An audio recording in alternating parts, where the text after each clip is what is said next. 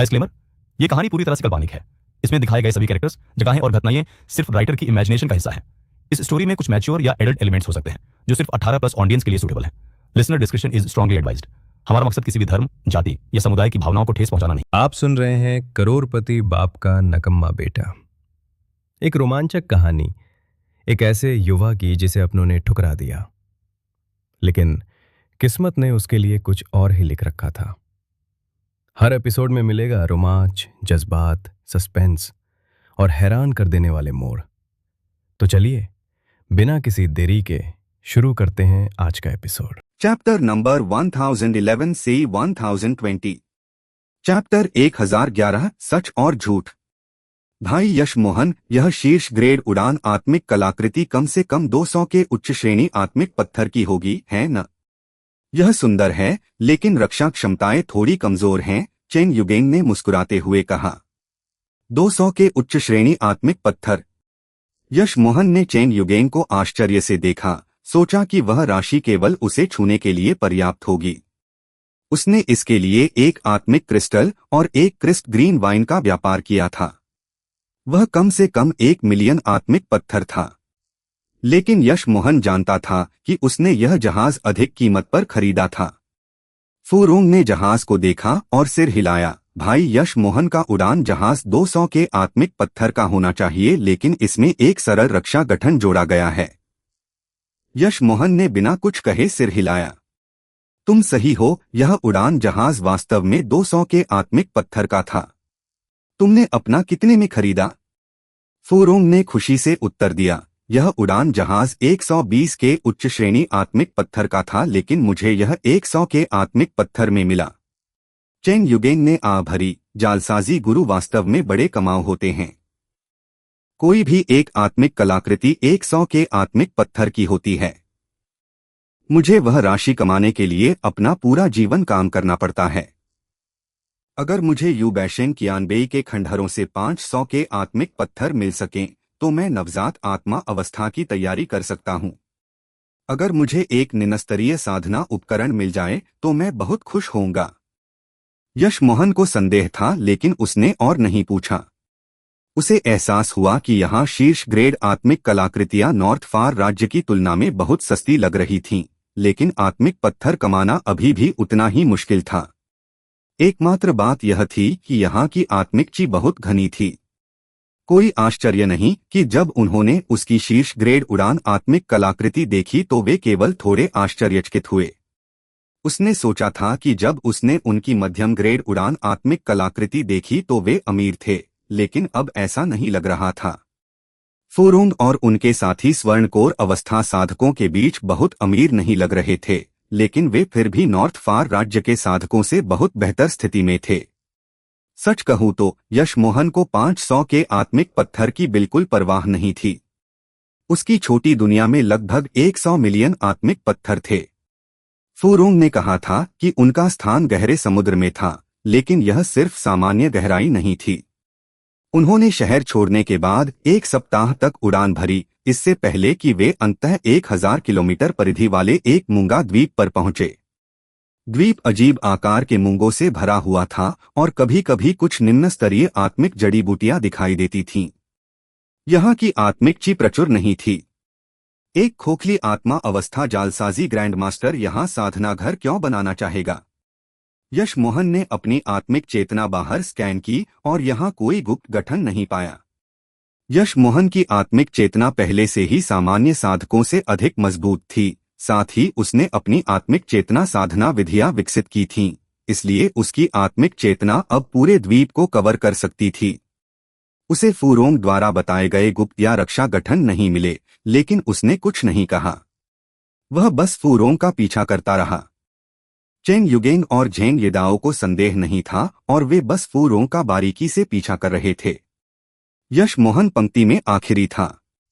फुरोंग उन्हें ले गया और द्वीप के समुद्र तट पर रुका। क्या यह यहाँ है? चेन युगेन ने पूछा। फुरोंग ने सिर हिलाया, हाँ, यह यहाँ है। यश मोहन को अजीब लगा। वह एक स्तर 5 गठन गुरु था, लेकिन उसे यहाँ कोई गुप्त गठन नहीं दिखा। फुरोंग ने अचानक एक गठन झंडा निकाला और उसके समुद्र तट पर गिरने के बाद आत्मिक ची लहरें दिखाई देने लगीं। यह यहाँ है, मुझे गठन महसूस हो रहा है, चेंग युगेंग ने खुशी से कहा। यश मोहन चौंक गया। पहले यहाँ स्पष्ट रूप से कोई गठन नहीं थे, लेकिन फुरोंग के एक झंडा फेंकने के बाद एक गठन दिखाई दिया। उसके साधन उससे बेहतर थे। फुरोंग ने जो गठन झंडा फेंका था वह शायद गुप्त गठन का सक्रियण गठन झंडा था। रुको, यश मोहन को अचानक याद आया कि फुरोंग ने कहा था कि उसे फॉर्मेशंस में कुछ अनुभव है। फुरोंग स्पष्ट रूप से केवल एक गठन गुरु था, वह अभी गठन महान गुरु नहीं था। वह एक स्तर 5 गुप्त गठन कैसे आसानी से ढूंढ सकता था जो उसे भी नहीं मिला।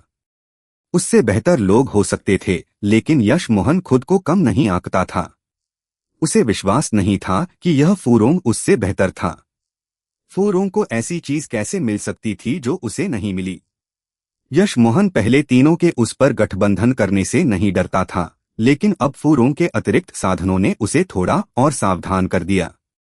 उसने सावधानी से पूछा, भाई फू, मुझे भी फॉर्मेशंस के बारे में थोड़ा पता है। इस गुप्त गठन पर कोई निशान नहीं थे। मुझे विश्वास है कि स्तर 4 गठन गुरु भी इसे नहीं ढूंढ पाएगा। तो भाई फू को यह कैसे मिला? स्पष्ट रूप से यश मोहन को फुरोंग पर संदेह था। यश मोहन के यह पूछने के बाद चेंग युगेंग और झेंग यिदाओ ने कुछ नहीं कहा, लेकिन स्पष्ट रूप से वे भी जानना चाहते थे कि फुरोंग को यह कैसे मिला। फुरोंग देख सकता था कि उसे इस सवाल का जवाब देना ही होगा। उसने कुछ देर सोचा और कहा, 1 साल पहले मैं यहाँ आया और 2 लोगों को लड़ते देखा। एक महिला थी जो स्वर्णकोर अवस्था स्तर 8 की थी और एक पुरुष जो स्वर्णकोर अवस्था स्तर 9 का था। मैं उस समय अभी स्वर्णकोर अवस्था चरम स्तर का नहीं था, इसलिए मैं एक कोने में छिप गया। मैंने पाया कि महिला हारने वाली थी। वह परिचित लग रही थी, इसलिए मैंने मदद करने की योजना बनाई, लेकिन वह महिला बहुत मजबूत थी और उसने पुरुष को अपने साथ ले जाने के लिए अपना स्वर्णकोर विस्फोट करने का फैसला किया। मुझे बहुत देर हो गई थी और जब मैंने दोनों के अवशेषों की खोज की तो मुझे एहसास हुआ कि महिला यू बैशेन कियानबेई की बेटी थी। कोई आश्चर्य नहीं कि वह परिचित थी, वह यू बैशेन कियानबेई जैसी दिखती थी। भाई फू, तुम इस गठन के बारे में उसके कारण जानते हो? चेन युगेंग ने पूछा। फुरोंग ने सिर हिलाया। हाँ, मैंने जो गठन झंडा फेंका था वह यू बैशेन कियानबेई द्वारा छोड़ा गया था। केवल उनका गठन झंडा ही गुप्त गठन को प्रकट कर सकता था। वह गठन झंडा अपने आप में एक जादुई कलाकृति है। जब मुझे पहली बार यह गुप्त गठन मिला तो मैं इसे नहीं तोड़ पाया। तब से मैं फॉर्मेशंस का अध्ययन कर रहा हूं, जब तक कि मुझे 1 साल पहले 4 स्वर्णकोर अवस्था साधकों के साथ इसे तोड़ने का तरीका नहीं मिल गया। यश मोहन ने व्यंग्य किया। वह बूढ़ा नहीं था, लेकिन उसने ऐसी बहुत सी साजिशें देखी थीं। फुरोंग की व्याख्या निर्दोष लग रही थी, लेकिन वह समस्या सुन सकता था। यश मोहन को बिल्कुल विश्वास नहीं था कि उसे 1 साल तक फॉर्मेशंस का अध्ययन करने के बाद ही कोई रास्ता मिला था।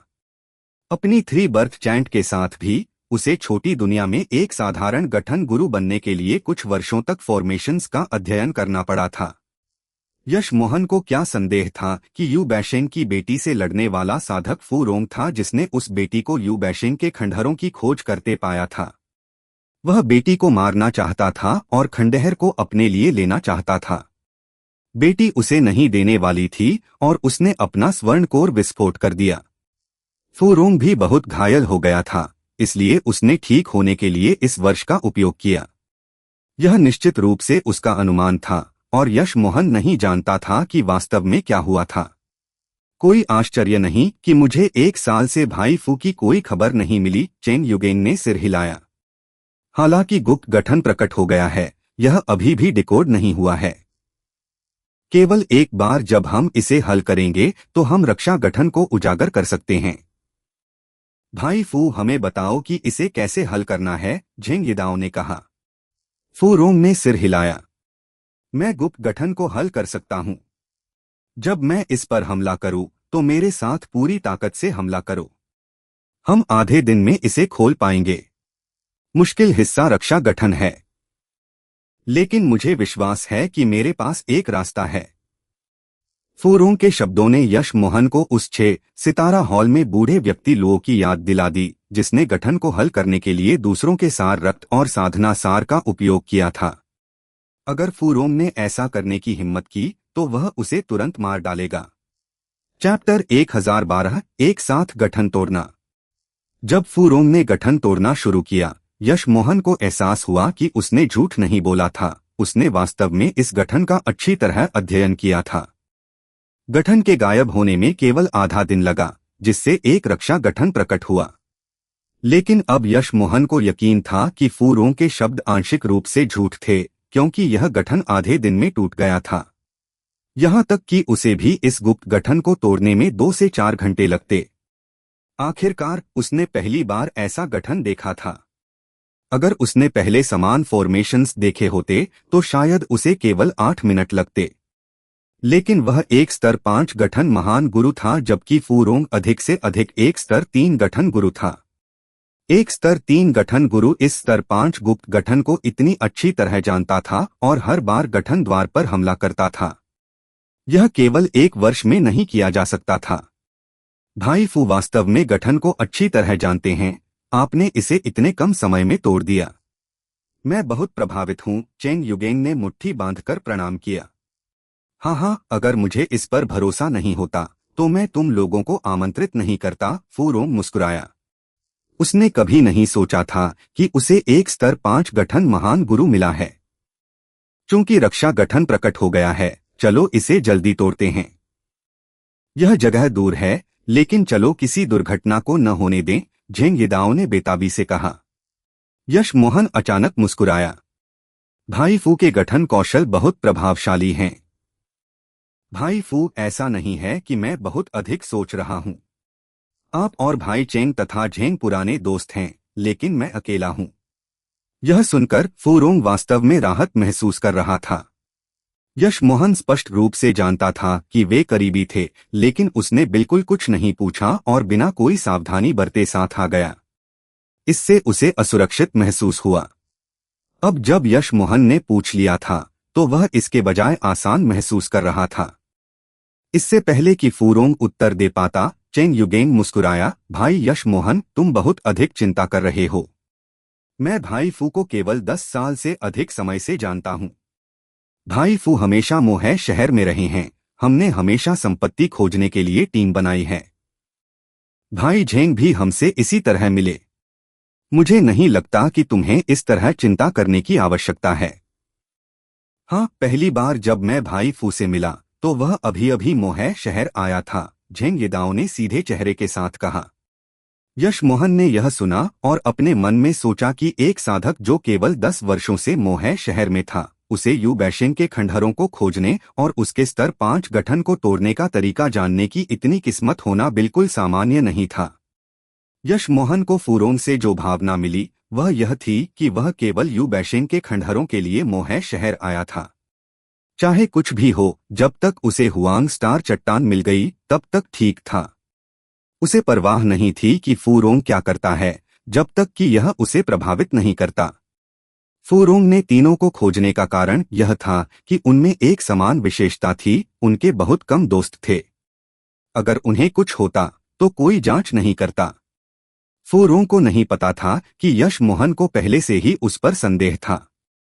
यह रक्षा गठन स्तर 5 का है, लेकिन इसे तोड़ना मुश्किल नहीं है। इसके 4 गठन द्वार हैं।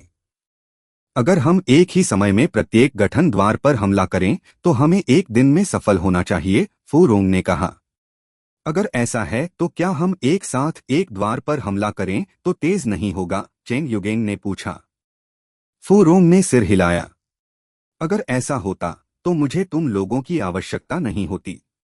गठन द्वारों पर एक ही समय में हमला किया जाना चाहिए और एक ही समय में कमजोर किया जाना चाहिए, अन्यथा एक आक्रमण गठन सक्रिय हो जाएगा। अगर ऐसा होता है तो हम में से कोई भी बच नहीं पाएगा। यह इतना शक्तिशाली है, चेंग युगेंग आश्चर्यचकित और घबराया हुआ था। यश मोहन ने सिर हिलाया। हालांकि वह इसे अकेले तोड़ सकता था, फूरोंग ने जो कहा वह सही था। फूरोंग के नेतृत्व में चारों ने 4 अलग अलग गठन द्वारों पर हमला किया। आधे दिन के बाद रक्षा गठन कमजोर हो गया। चेंग युगेंग और झेंग येदाओ खुश दिखे। स्पष्ट रूप से फूरोंग ने बिल्कुल झूठ नहीं बोला था, वह वास्तव में इस रक्षा गठन को जानता था। एक और दौर के तीव्र हमलों के बाद यश मोहन ने अचानक फूरोंग से कहा, भाई फू, यू बैशेंग की बेटी का नाम क्या था? यू नियांगयांग। फूरोंग ने अवचेतन रूप से उत्तर दिया, यू नियांगयांग मम्म। यश मोहन ने दोहराया और कुछ नहीं कहा। उसने मन ही मन व्यंग्य किया। फूरोंग यू बैशेंग के गठन को इतनी अच्छी तरह जानता था, वह वास्तव में यू बैशेंग की बेटी के करीब था। उसने आसानी से इसका परीक्षण कर लिया। उत्तर देने के बाद फूरोंग का चेहरा बदल गया, लेकिन यह तुरंत ठीक हो गया जैसे कुछ हुआ ही नहीं था। चेंग युगेंग ने अजीब तरह से पूछा, भाई फू, तुम यू बैशेंग की बेटी का नाम भी जानते हो? फूरोंग ने सूखी हंसी के साथ कहा, हाँ, मुझे उसकी संचय अंगूठी मिली, इसी तरह मुझे उसका नाम पता चला। चेंग युगेंग ने इसके बारे में ज्यादा नहीं सोचा, लेकिन झेंग येदाओ को लगा कि फूरोंग के शब्दों में कुछ गड़बड़ है। वह नहीं जानता था कि यश मोहन ने अचानक बेटी का नाम क्यों पूछा, लेकिन फूरोंग ने बहुत स्वाभाविक रूप से उत्तर दिया। ऐसा था जैसे उसका नाम उसके दिमाग में गहराई से बैठा हुआ था। यह सोचकर झेंग येदाओ को भी फूरोंग पर थोड़ा संदेह होने लगा। यश मोहन को वह मिल गया जो वह चाहता था। झेंग येदाओ अब फूरोंग के प्रति सतर्क था। फूरोंग ने चेंग युगेंग के शब्दों का उत्तर दिया और उसका चेहरा उदास हो गया। उसने लापरवाही से यश मोहन की ओर देखा, लेकिन पाया कि यश मोहन गठन पर हमला करने पर केंद्रित था। ऐसा था जैसे वह सवाल वास्तव में सिर्फ एक अहमियतहीन सवाल था। वह अब और निश्चित नहीं था। लगभग एक दिन तक गठन पर हमला करने के बाद गठन की गड़गड़ाहट तेज और तेज होने लगी। यहां तक कि चेंग युगेंग और झेंग येदाओ को भी पता था कि गठन टूटने वाला था। यह देखकर यश मोहन जानता था कि हमला करना बंद करने का समय आ गया था, अन्यथा जिस समय यह रक्षा गठन टूटता, वह एक बार जवाबी हमला करता। इसे जवाबी हमला न करने के लिए उन्हें अब रुकना था और फिर प्रत्येक अपने अपने द्वार पर पूरी ताकत से अंतिम बार हमला करना था। इस तरह चारों गठन द्वार एक साथ टूटेंगे और कोई जवाबी हमला नहीं होगा। अन्यथा गठन को तोड़ने वाला पहला व्यक्ति गठन द्वारा हमला किया जाएगा। एक स्तर 5 गठन का जवाबी हमला गंभीर चोट का मतलब होगा। लेकिन फूरोंग ऐसा नहीं जानता था और वह गठन पर हमला करता रहा। यश मोहन ने व्यंग्य किया, उसे उन्हें यह बताने की आवश्यकता नहीं थी। उसे संत बनने की आवश्यकता नहीं थी। चेंग युगेंग ने अपने गठन द्वार पर वार किया और गठन द्वार खुल गया। यह टूट गया। इससे पहले कि चेंग युगेंग खुश हो पाता, उसने फूरोंग को चिल्लाते सुना, भाई चेंग, हट जाओ। चेंग युगेंग पहले से ही एक विशाल बल द्वारा बाहर फेंक दिया गया था। उसी समय फूरोंग और झेंग येदाओ भी बाहर फेंके गए। यश मोहन कोई अपवाद नहीं था, लेकिन अंतर यह था कि वह खुद बाहर उड़ गया। अन्य 3 वास्तव में गठन द्वारा हमला किए गए थे। हालांकि चेंग युगेंग को सबसे भारी चोट आई थी। चेंग युगेंग ने एक गोली खाई और ठीक होने लगा। झेंग येदाओ ने फूरोंग को घूरा और पूछा, भाई फू, क्या हो रहा है? क्या तुमने नहीं कहा था कि अगर हम एक साथ हमला करेंगे तो आक्रमण गठन सक्रिय नहीं होगा? फूरोंग ने अपने मुंह से खून पोंछा और कहा, यह सक्रिय नहीं हुआ वरना हम अपनी जान गंवा देते।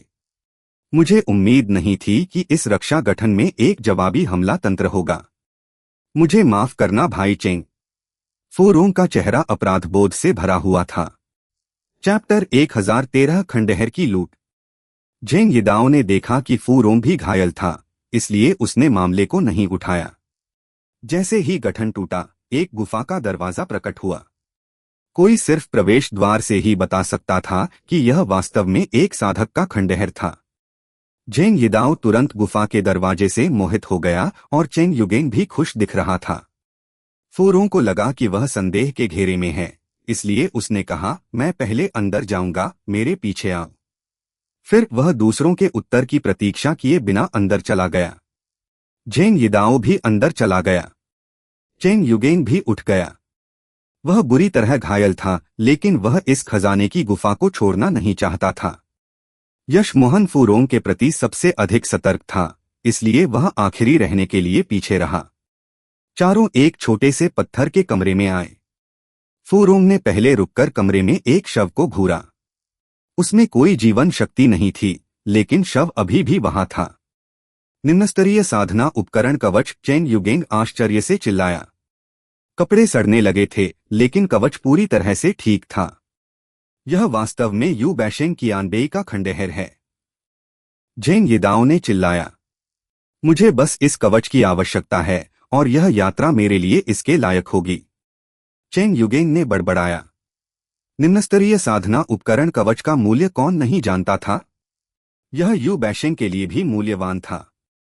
पहली बात, इसे बनाने के लिए सामग्री सस्ती नहीं थी। दूसरी, यहां तक कि जालसाजी ग्रैंडमास्टरों को भी इसे बनाने में विफलता का सामना करना पड़ सकता था, और अगर वे विफल हो जाते तो सामग्री नष्ट हो जाती। इस प्रकार एक निम्नस्तरीय साधना उपकरण बहुत कीमती था।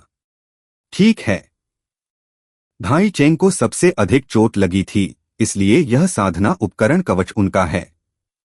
क्या तीनों को कोई आपत्ति है? फूरोंग ने अचानक पूछा।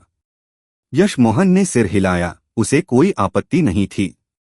एक निम्नस्तरीय साधना उपकरण बुरा नहीं था, लेकिन यह पहले किसी के द्वारा पहना जा चुका था।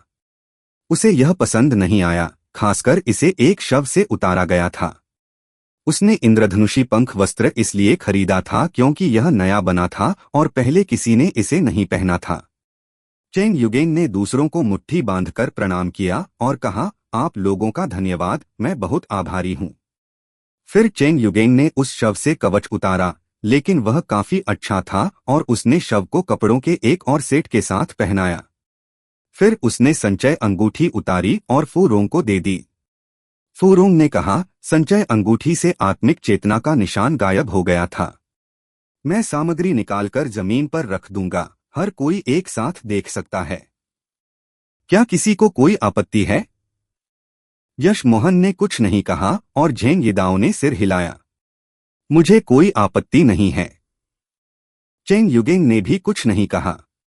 फूरोंग ने संचय अंगूठी की सामग्री निकाली। यश मोहन ने गोली की कड़ाही को देखा जो जमीन पर गिर गई थी। उसमें बहुत सारे जड़ी बूटी के अवशेष थे, जिसका मतलब था कि जब मालिक मरा तब भी वह गोलियां बना रहा था। यश मोहन ने सोचा कि अगर यह व्यक्ति यू बैशेंग था तो वह बहुत प्रतिभाशाली था। वह न केवल फॉर्मेशंस में उत्कृष्ट था बल्कि एक स्तर 3 जालसाजी गुरु भी था और गोली निर्माण भी जानता था। यह आदमी उससे भी बेहतर था और उसने उससे अधिक जटिल चीजें सीखी थीं।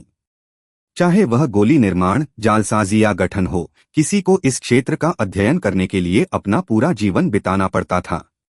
यश मोहन फॉर्मेशंस और गोली निर्माण दोनों जानने में सक्षम था, इसलिए नहीं कि वह दूसरों से बहुत अधिक होशियार था बल्कि इसलिए क्योंकि उसने 3 बर्थ चैंट की साधना की थी। यश मोहन को यकीन था कि यू बैशेंग 3 बर्थ चैंट की साधना नहीं कर रहा था, फिर भी वह 3 क्षेत्रों में अनुभवी था। यह एक सच्चा प्रतिभाशाली व्यक्ति था। गोली की कड़ाही धूल से भरी हुई थी, लेकिन केवल एक निम्नस्तरीय आत्मिक कलाकृति थी। यहां एक निम्नस्तरीय साधना उपकरण होने के कारण किसी ने इसकी परवाह नहीं की। इस समय फूरोंग ने संचय अंगूठी से सब कुछ निकालकर जमीन पर रख दिया था। बहुत सारी चीजें थीं, लेकिन उनमें से अधिकांश जालसाजी सामग्री थीं। 2 निम्नस्तरीय साधना उपकरण और लगभग 3 मिलियन उच्च श्रेणी आत्मिक पत्थर थे। सामग्री को देखने के बाद यश मोहन को एहसास हुआ कि अंगूठी का मालिक वास्तव में यू बैशेंग हो सकता है। उसके पास इतने कम आत्मिक पत्थर थे, जिसका मतलब था कि उसने उनमें से अधिकांश का उपयोग सभी प्रकार की सामग्री खरीदने के लिए किया होगा। यहाँ कोई गोलियां नहीं थीं, शायद इसलिए क्योंकि यू बैशेंग ने उन सभी का उपयोग कर लिया था, लेकिन बड़ी मात्रा में गठन झंडे थे। इन्हें फूरोंग द्वारा जमीन पर बिखरा हुआ रखा गया था। लेकिन जब यश मोहन ने उनके रखे जाने के स्थानों को देखा तो उसने व्यंग्य किया। यह फूरोंग वास्तव में एक साजिशकर्ता था। उसने उन्हें लापरवाही से इधर उधर फेंका हुआ दिखाया, लेकिन स्थान वास्तव में बहुत महत्वपूर्ण थे। झेंग यिदाओ और चेंग युगेंग नहीं बता सकते थे, लेकिन इसका मतलब यह नहीं था कि यश मोहन नहीं बता सकता था। वह बता सकता था कि ये गठन झंडे किसी भी समय एक सरल स्तर 3 गठन बना सकते थे। यह इसलिए नहीं था क्योंकि फूरों के गठन कौशल महान थे, बल्कि इसलिए क्योंकि ये गठन झंडे सामान्य स्तर 3 गठन झंडे नहीं थे। अगर यह एक स्तर 4 गठन होता तो यश मोहन अब कुछ झंडों की स्थिति बदलने की कोशिश करता, लेकिन यश मोहन को स्तर 3 गठन को बदलने में कोई दिलचस्पी नहीं थी। यह उसके लिए कागज की तरह था, वह इसे किसी भी समय तोड़ सकता था। 2 निम्नस्तरीय साधना उपकरण आक्रमण कलाकृतियां हैं। भाई झेंग और मैं एक एक ले लेंगे। भाई यश मोहन देख सकते हैं कि कहीं हुआंग स्टार चट्टान है, कैसा रहेगा? फूरोंग ने पूछा। अन्य तीनों ने यश मोहन को देखा। उन्होंने अंदर आने से पहले सहमति बना ली थी। अगर यश मोहन सहमत नहीं था तो वह तीनों का सामना कर रहा होता। यश मोहन मुस्कुराया। मुझे कोई आपत्ति नहीं है, मैं हुआंग स्टार चट्टान की तलाश में चारों ओर देखूंगा। अगर यह यहाँ नहीं है तो मैं कुछ यादृच्छिक ले लूंगा, क्या यह ठीक है? यह सुनकर झेंग यिदाओ और चेंग युगेन ने राहत की सांस ली। यह सबसे अच्छा परिणाम था, सब खुश थे। झेंग यिदाओ ने जल्दी से कहा, यह ठीक है। अगर तुम्हें हुआंग स्टार चट्टान वाला बक्सा मिलता है तो उसके अंदर जो कुछ भी है वह भी तुम्हारा है। अगर तुम्हें यह नहीं मिलता है तो तुम कोई भी जेड बक्सा ले सकते हो। उन्होंने यहाँ की सबसे अच्छी चीजें ले ली थीं। जमीन पर अधिकांश जेड बक्से सामग्री से भरे हुए थे। यू बैशिंग एक जालसाजी ग्रैंडमास्टर था, उसने निश्चित रूप से सभी अच्छी सामग्री का उपयोग कर लिया होगा। शेष सामग्री एक साधना उपकरण की तुलना में बिल्कुल नहीं थी। इसलिए इन विचारों के साथ तीनों ने यश मोहन के अनुरोध पर सहमति व्यक्त की। यश मोहन सामग्री के बीच चला गया और एक जेड बक्सा उठाया। उसका पर्पल आई सोल सेवर जेड बक्सों पर आत्मिक चेतना प्रतिबंधों को तोड़ सकता था और अंदर देख सकता था। इस एक में वास्तव में हुआंग स्टार चट्टान थी, लेकिन अंदर कुछ और भी था। यश मोहन ने अपने उत्साह को रोका और जेड बक्से को अपनी संचय अंगूठी में रखा। वह अपनी किस्मत आजमाने आया था, लेकिन उसे वास्तव में हुआंग स्टार चट्टान मिल गई। यश मोहन ने नहीं देखा कि दूसरी वस्तु क्या थी, लेकिन वह बाद में इसकी जांच कर सकता था। एकमात्र अफसोस यह था कि हुआंग स्टार चट्टान बहुत छोटी थी। हालांकि यह सहमति थी कि यश मोहन को हुआंग स्टार चट्टान मिलेगी, कौन जानता था कि अगर यह वास्तव में दिखाई दी तो दूसरे अपना मन बदल देंगे या नहीं। तीनों इस बात से आश्चर्यचकित थे कि यश मोहन ने बिना इसकी सामग्री देखे एक जेड बक्सा ले लिया, लेकिन वे पहले ही सहमत हो चुके थे। कोई भी उसे बता नहीं सकता था कि उसे दिखाए कि उसे क्या मिला है। यश मोहन ने शेष आत्मिक पत्थरों और अयस्कों का केवल 10% लिया। वस्तुओं को बांटने के बाद यश मोहन चला गया और वह निम्नस्तरीय आत्मिक कलाकृति कड़ाही उठाई। उसने जड़ी बूटी के अवशेषों को सूंघा और उसे दूर रख दिया।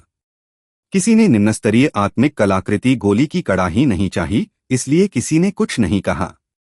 यश मोहन को वह मिल गया जो वह चाहता था और उसने मुट्ठी बांधकर कहा, मैं इस सहयोग से बहुत खुश हूं, मैं अब जा रहा हूं। यह देखकर फूरोंग का चेहरा उदास दिख रहा था। उसने अचानक पूछा, भाई यश मोहन, तुम्हें उस जेड बक्से में क्या मिला? चैप्टर 1014 जेड बक्से के कारण संघर्ष। यह सुनकर चेंग युगेंग और झेंग यिदाओ दोनों ने आश्चर्य से फूरोंग को देखा। उन्होंने पहले ही सहमति दे दी थी कि यश मोहन कोई भी जेड बक्सा ले सकता है।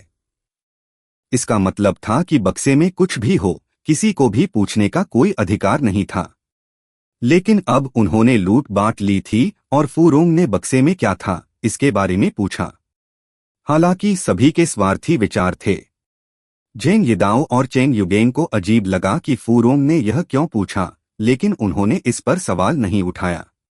ऐसा था जैसे वह जानता था कि दोनों उससे सवाल नहीं करेंगे। फूरोंग बस यश मोहन को उसकी आंखों में एक खतरे के संकेत के साथ घूर रहा था। यश मोहन मुस्कुराया, मैंने सबसे कम चीजें लीं और हर कोई मुझे एक जेड बक्सा लेने के लिए सहमत हो गया। अगर अंदर हुआंग स्टार चट्टान है तो यह मेरी किस्मत है, अगर नहीं है तो यह बदकिस्मती है। लेकिन अंदर कुछ भी हो, इसका तुमसे क्या लेना देना है? फूरोंग मुस्कुराया, हम एक साथ आए और हमने चीजें स्पष्ट रूप से बांटी।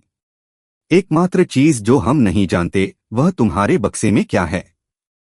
हमने तुम्हारा जेड बक्सा नहीं मांगा, हम बस चाहते हैं कि तुम हमें दिखाओ। यश मोहन ने व्यंग्य किया, तो माफ करना, जेड बक्सा अब मेरा है। भले ही उसमें एक अमर गोली हो और मैं इसे बाहर नहीं निकालना चाहता, तुम क्या कर सकते हो? यह विकल्प तुम्हारा नहीं है। फूरोंग का मुस्कुराता चेहरा उदास हो गया और उसने कुछ गठन झंडे फेंके।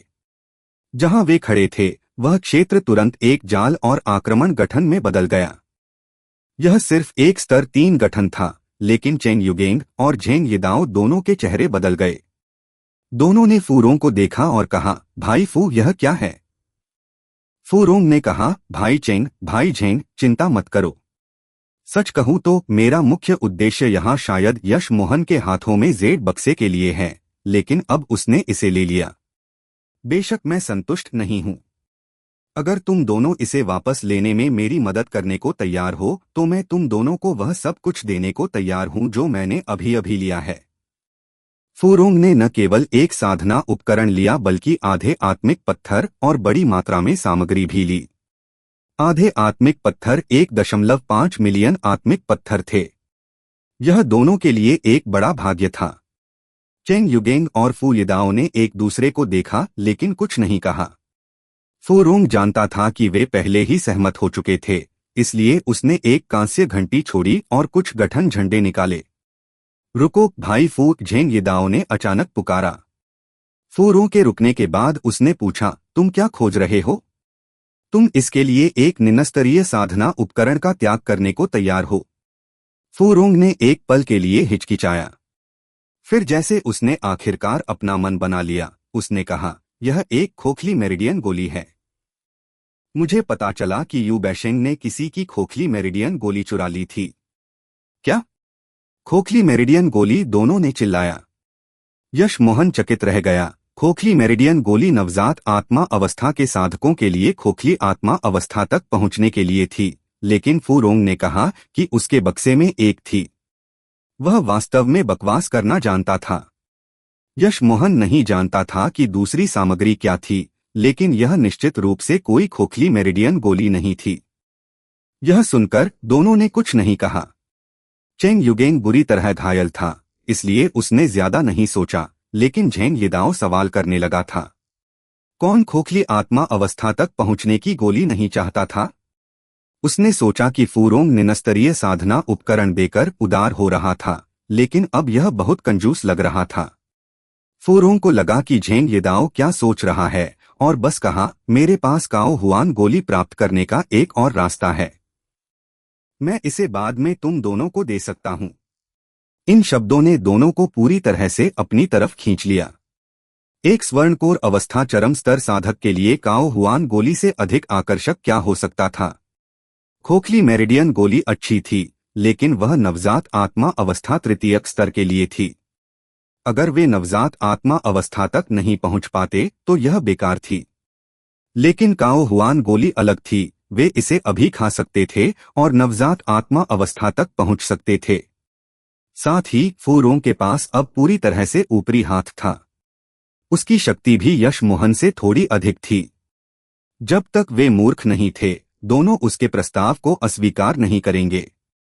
लेकिन यश मोहन ने फूरोंग को घूरा और कहा, फू, अगर मैं गलत नहीं हूं तो तुम्हारा शायद उस यू नियांग्यान के साथ विशेष संबंध था, है न? तुम 10 साल पहले यू बैशेंग कियानबेई के खंडहरों को खोजने के लिए यहां आए थे।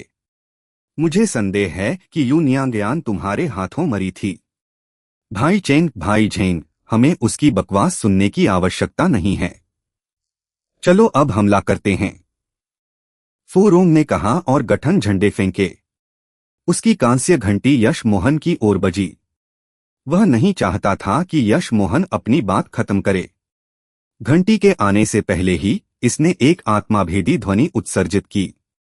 यहां तक कि चेंग और झेंग को भी इसके खिलाफ बचाव करने के लिए अपनी शक्ति का उपयोग करना पड़ा। यश मोहन ने व्यंग्य किया और जीजू को छोड़ा।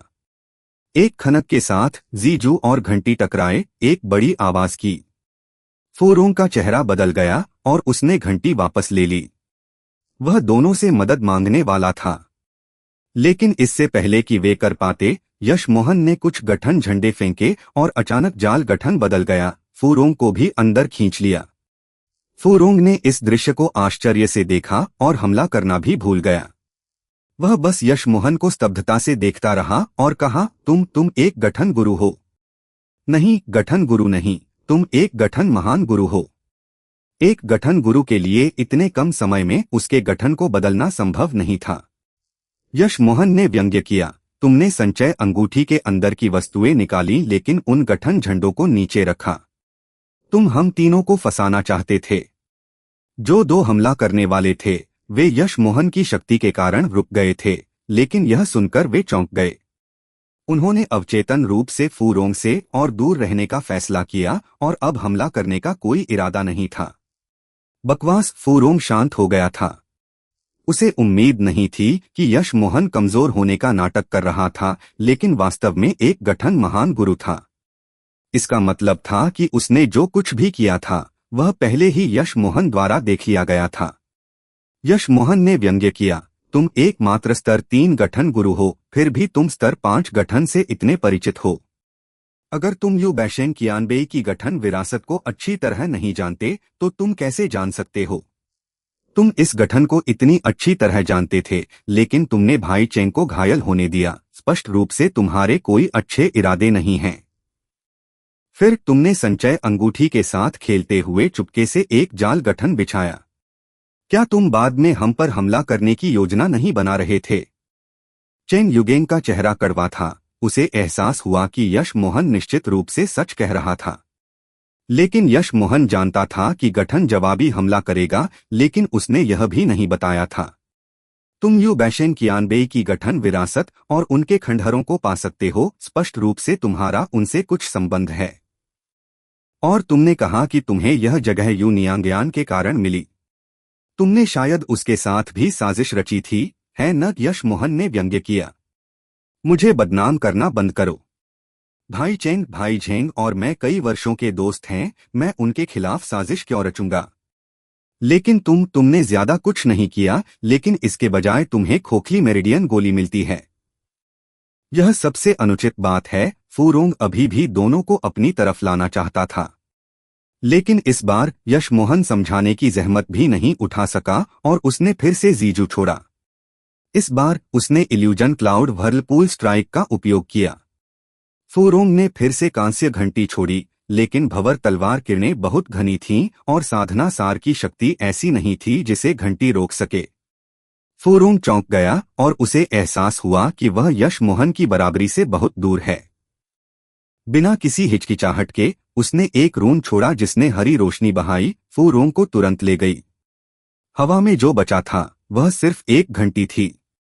चैप्टर 1015 यू बैशेंग के अंतिम शब्द। एक छोटा टेलीपोर्टेशन रून। जैसे ही उसने फूरोंग को गायब होते देखा, यशमोहन जानता था कि वह अब उसे नहीं मार पाएगा। यह किसी को तुरंत 1000 किलोमीटर दूर टेलीपोर्ट कर सकता था। यह उसकी आत्मिक चेतना की सीमा से परे था। छोटा टेलीपोर्टेशन रून एक स्तर 8 रून था और बहुत कीमती था। उसे उम्मीद नहीं थी कि फूरोंग के पास एक होगा। यशमोहन को फूरोंग को तुरंत हराते देखकर अन्य दो के चेहरे बदल गए।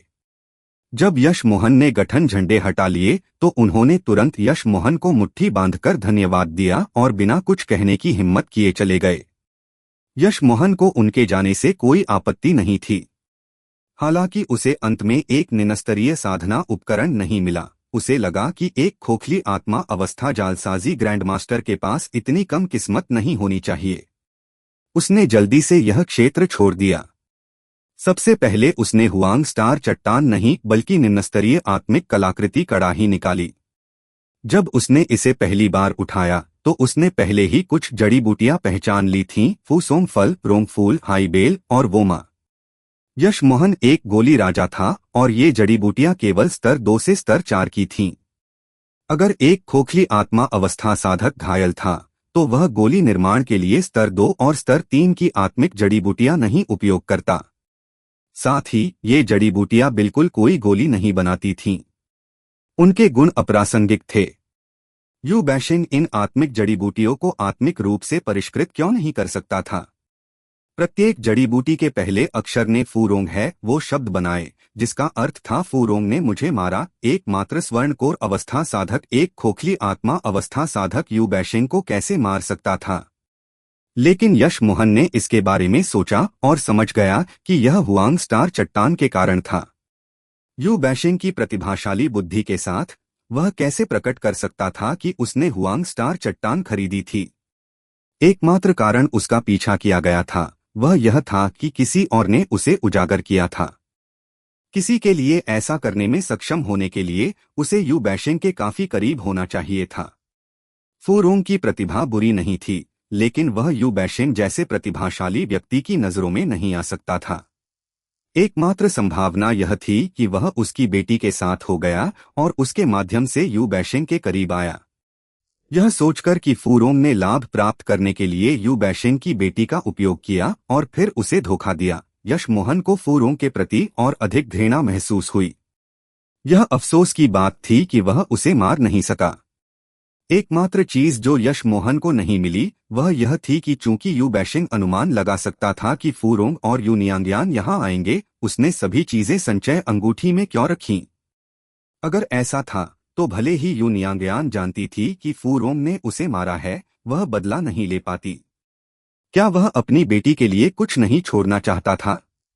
यश मोहन ने कुछ देर सोचा और गोली की कड़ाही का अध्ययन किया। यह वास्तव में एक निम्नस्तरीय आत्मिक कलाकृति गोली की कड़ाही थी। डिजाइन मोटा था। यह अच्छी सामग्री से बनी थी, लेकिन तैयार उत्पाद परिष्कृत नहीं था। जल्द ही उसने कुछ गड़बड़ देखी। इस कड़ाही का उपयोग केवल एक बार गोली निर्माण के लिए किया गया था। इसका मतलब था कि यू बैशिंग ने यह कड़ाही मौके पर बनाई थी। एक जालसाजी ग्रैंडमास्टर इतनी मोटी निम्नस्तरीय आत्मिक कलाकृति का उपयोग क्यों करेगा? क्या गोली की कड़ाही में कुछ था? यश मोहन अपने अनुमान में और अधिक आश्वस्त हो गया। उसने इस कड़ाही को अलग करना शुरू कर दिया। यश मोहन को जो उम्मीद नहीं थी वह यह थी कि यह कड़ाही विभिन्न भागों से एक साथ बनाई गई थी। उसने बिना किसी परेशानी के इसे खोल दिया। यह अंदर से खाली था, लेकिन बीच में एक जेड पट्टिका और जेड बक्सा पड़ा था। यश मोहन ने जेड पट्टिका उठाई और यू बैशिंग की प्रशंसा किए बिना नहीं रह सका। वह वास्तव में एक जालसाजी ग्रैंडमास्टर था। वह एक आत्मिक कलाकृति को इकट्ठा करने के लिए विभिन्न भागों का उपयोग कर सकता था। क्या प्रतिभा थी! यू बैशिंग को मानवीय विशेषताओं की भी अच्छी समझ थी। उसके पास निम्नस्तरीय साधना उपकरण उसके आसपास और उसकी संचय अंगूठी में बिखरे हुए थे। केवल एक बेवकूफ ही मोटी दिखने वाली गोली की कड़ाही की परवाह करता। एकमात्र व्यक्ति जो कुछ अजीब नोटिस करेगा वह उसकी बेटी थी। यश मोहन ने इसे इसलिए लिया क्योंकि उसने कड़ाही के बारे में कुछ खास देखा था। इस बीच बेटी यह देखकर कि यह जमीन पर गिर गया है, अपने पिता की वस्तु उठा लेती। अगर यू बैशिंग यह भी भविष्यवाणी कर सकता था तो स्पष्ट रूप से उसने अपनी बेटी पर बदला लेने की उम्मीदें रखी थीं। यश मोहन ने जेड पट्टिका उठाई। नियांगयान, यह पढ़ने के बाद किसी को मत दिखाना और अपने चेहरे पर कोई अभिव्यक्ति मत दिखाना। याद रखना, तुम्हारे पिता को उस फुरोंग ने मारा था। इस आदमी का चेहरा इंसानी है, लेकिन दिल जानवर का है। वह शायद हमारी कड़वी बांस के लिए तुम्हारे करीब आया था। यह देखकर यश मोहन का शरीर कांपने लगा। कड़वी बांस क्या था? बहुत से लोग नहीं जानते थे, लेकिन यश मोहन इसके बारे में जानता था। यह किंवदंतियों की एक विशाल आत्मिक वस्तु थी। कहा जाता था कि जो कोई कड़वी बांस के नीचे बैठकर साधना करता था उसका मन स्पष्ट होता था और वह आंतरिक राक्षसों से परेशान नहीं होता था। साधक सभी जानते थे कि किसी की शक्ति जितनी अधिक होती थी वह आंतरिक राक्षसों से उतना ही अधिक प्रभावित होता था, विशेष रूप से दैवीय दंड के दौरान। आंतरिक राक्षसों को रोका नहीं जा सकता था, उनके बिना कोई भी जिस हद तक चाहे साधना कर सकता था। यश मोहन यह भी जानता था कि कड़वी बांस का एक और उपयोग था और वह था जालसाजी के लिए। यहाँ तक कि कोई जो जालसाजी नहीं जानता था वह कड़वी बांस से एक साधना उपकरण बना सकता था। इसका मतलब था कि कड़वी बांस निश्चित रूप से साधना क्षेत्र की सबसे शक्तिशाली आत्मिक वस्तुओं में से एक थी। यू बैशिंग के पास कड़वी बांस थी, उसे यह क्यों नहीं मिली? यश मोहन पढ़ना जारी रखे बिना नहीं रह सका। उसने मुझे हुआंग स्टार चट्टान के बारे में बताया और मेरे इसे खरीदने के बाद उसने यह खबर अनबेई 3 राक्षसों को फैला दी। कोई देख सकता था कि उसने कितनी साजिशें रची थीं। अगर मैं कुछ दशकों के लिए बाहर नहीं आया तो वह निश्चित रूप से तुम्हें उस स्थान पर ले जाने के लिए मना लेता जहां मैं मरा था। अगर वह तुम्हारे साथ है तो शांत रहना।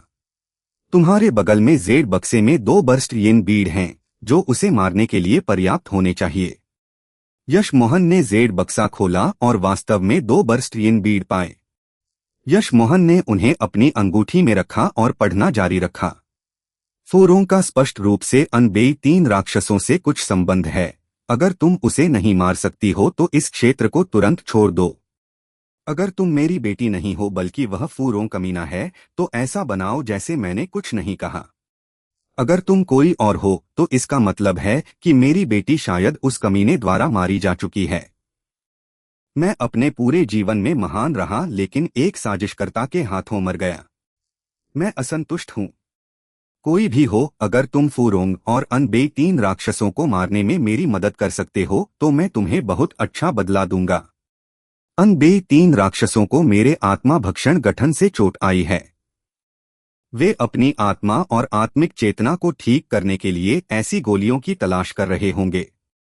तुम वहां से जांच कर सकते हो। You bashing. यश मोहन यहां बहुत निराश हुआ। कड़वी बांस का कोई और उल्लेख नहीं था।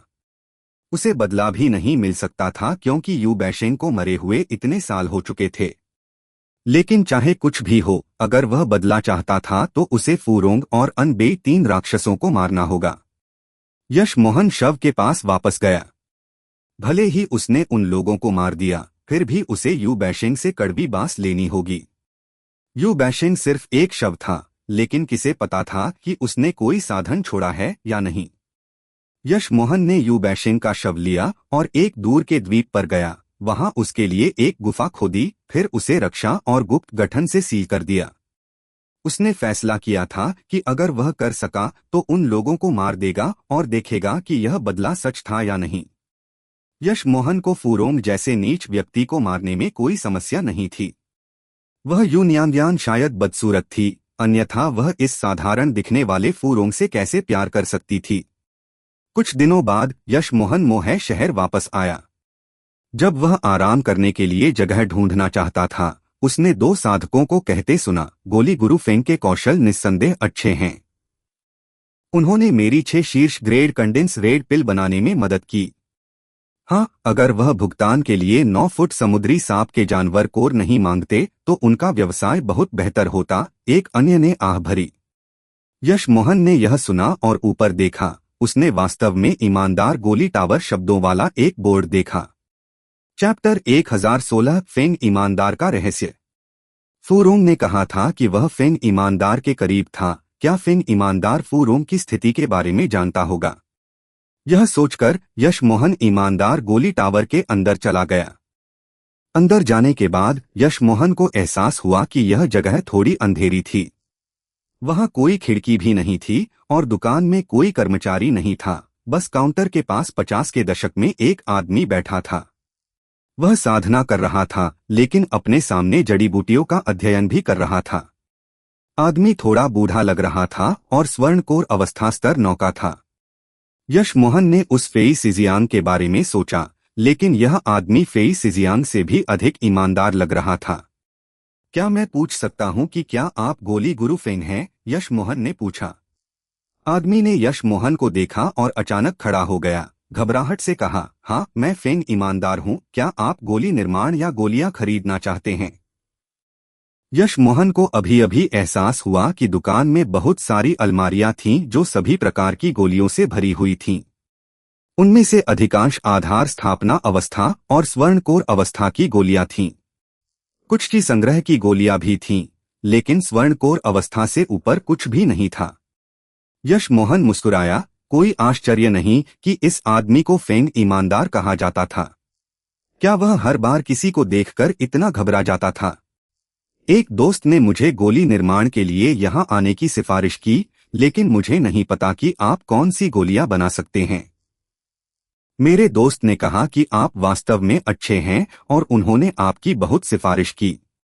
उनका नाम फूरोंग है। आप उनके दोस्त हैं, है न? यश मोहन ने लापरवाही से पूछा।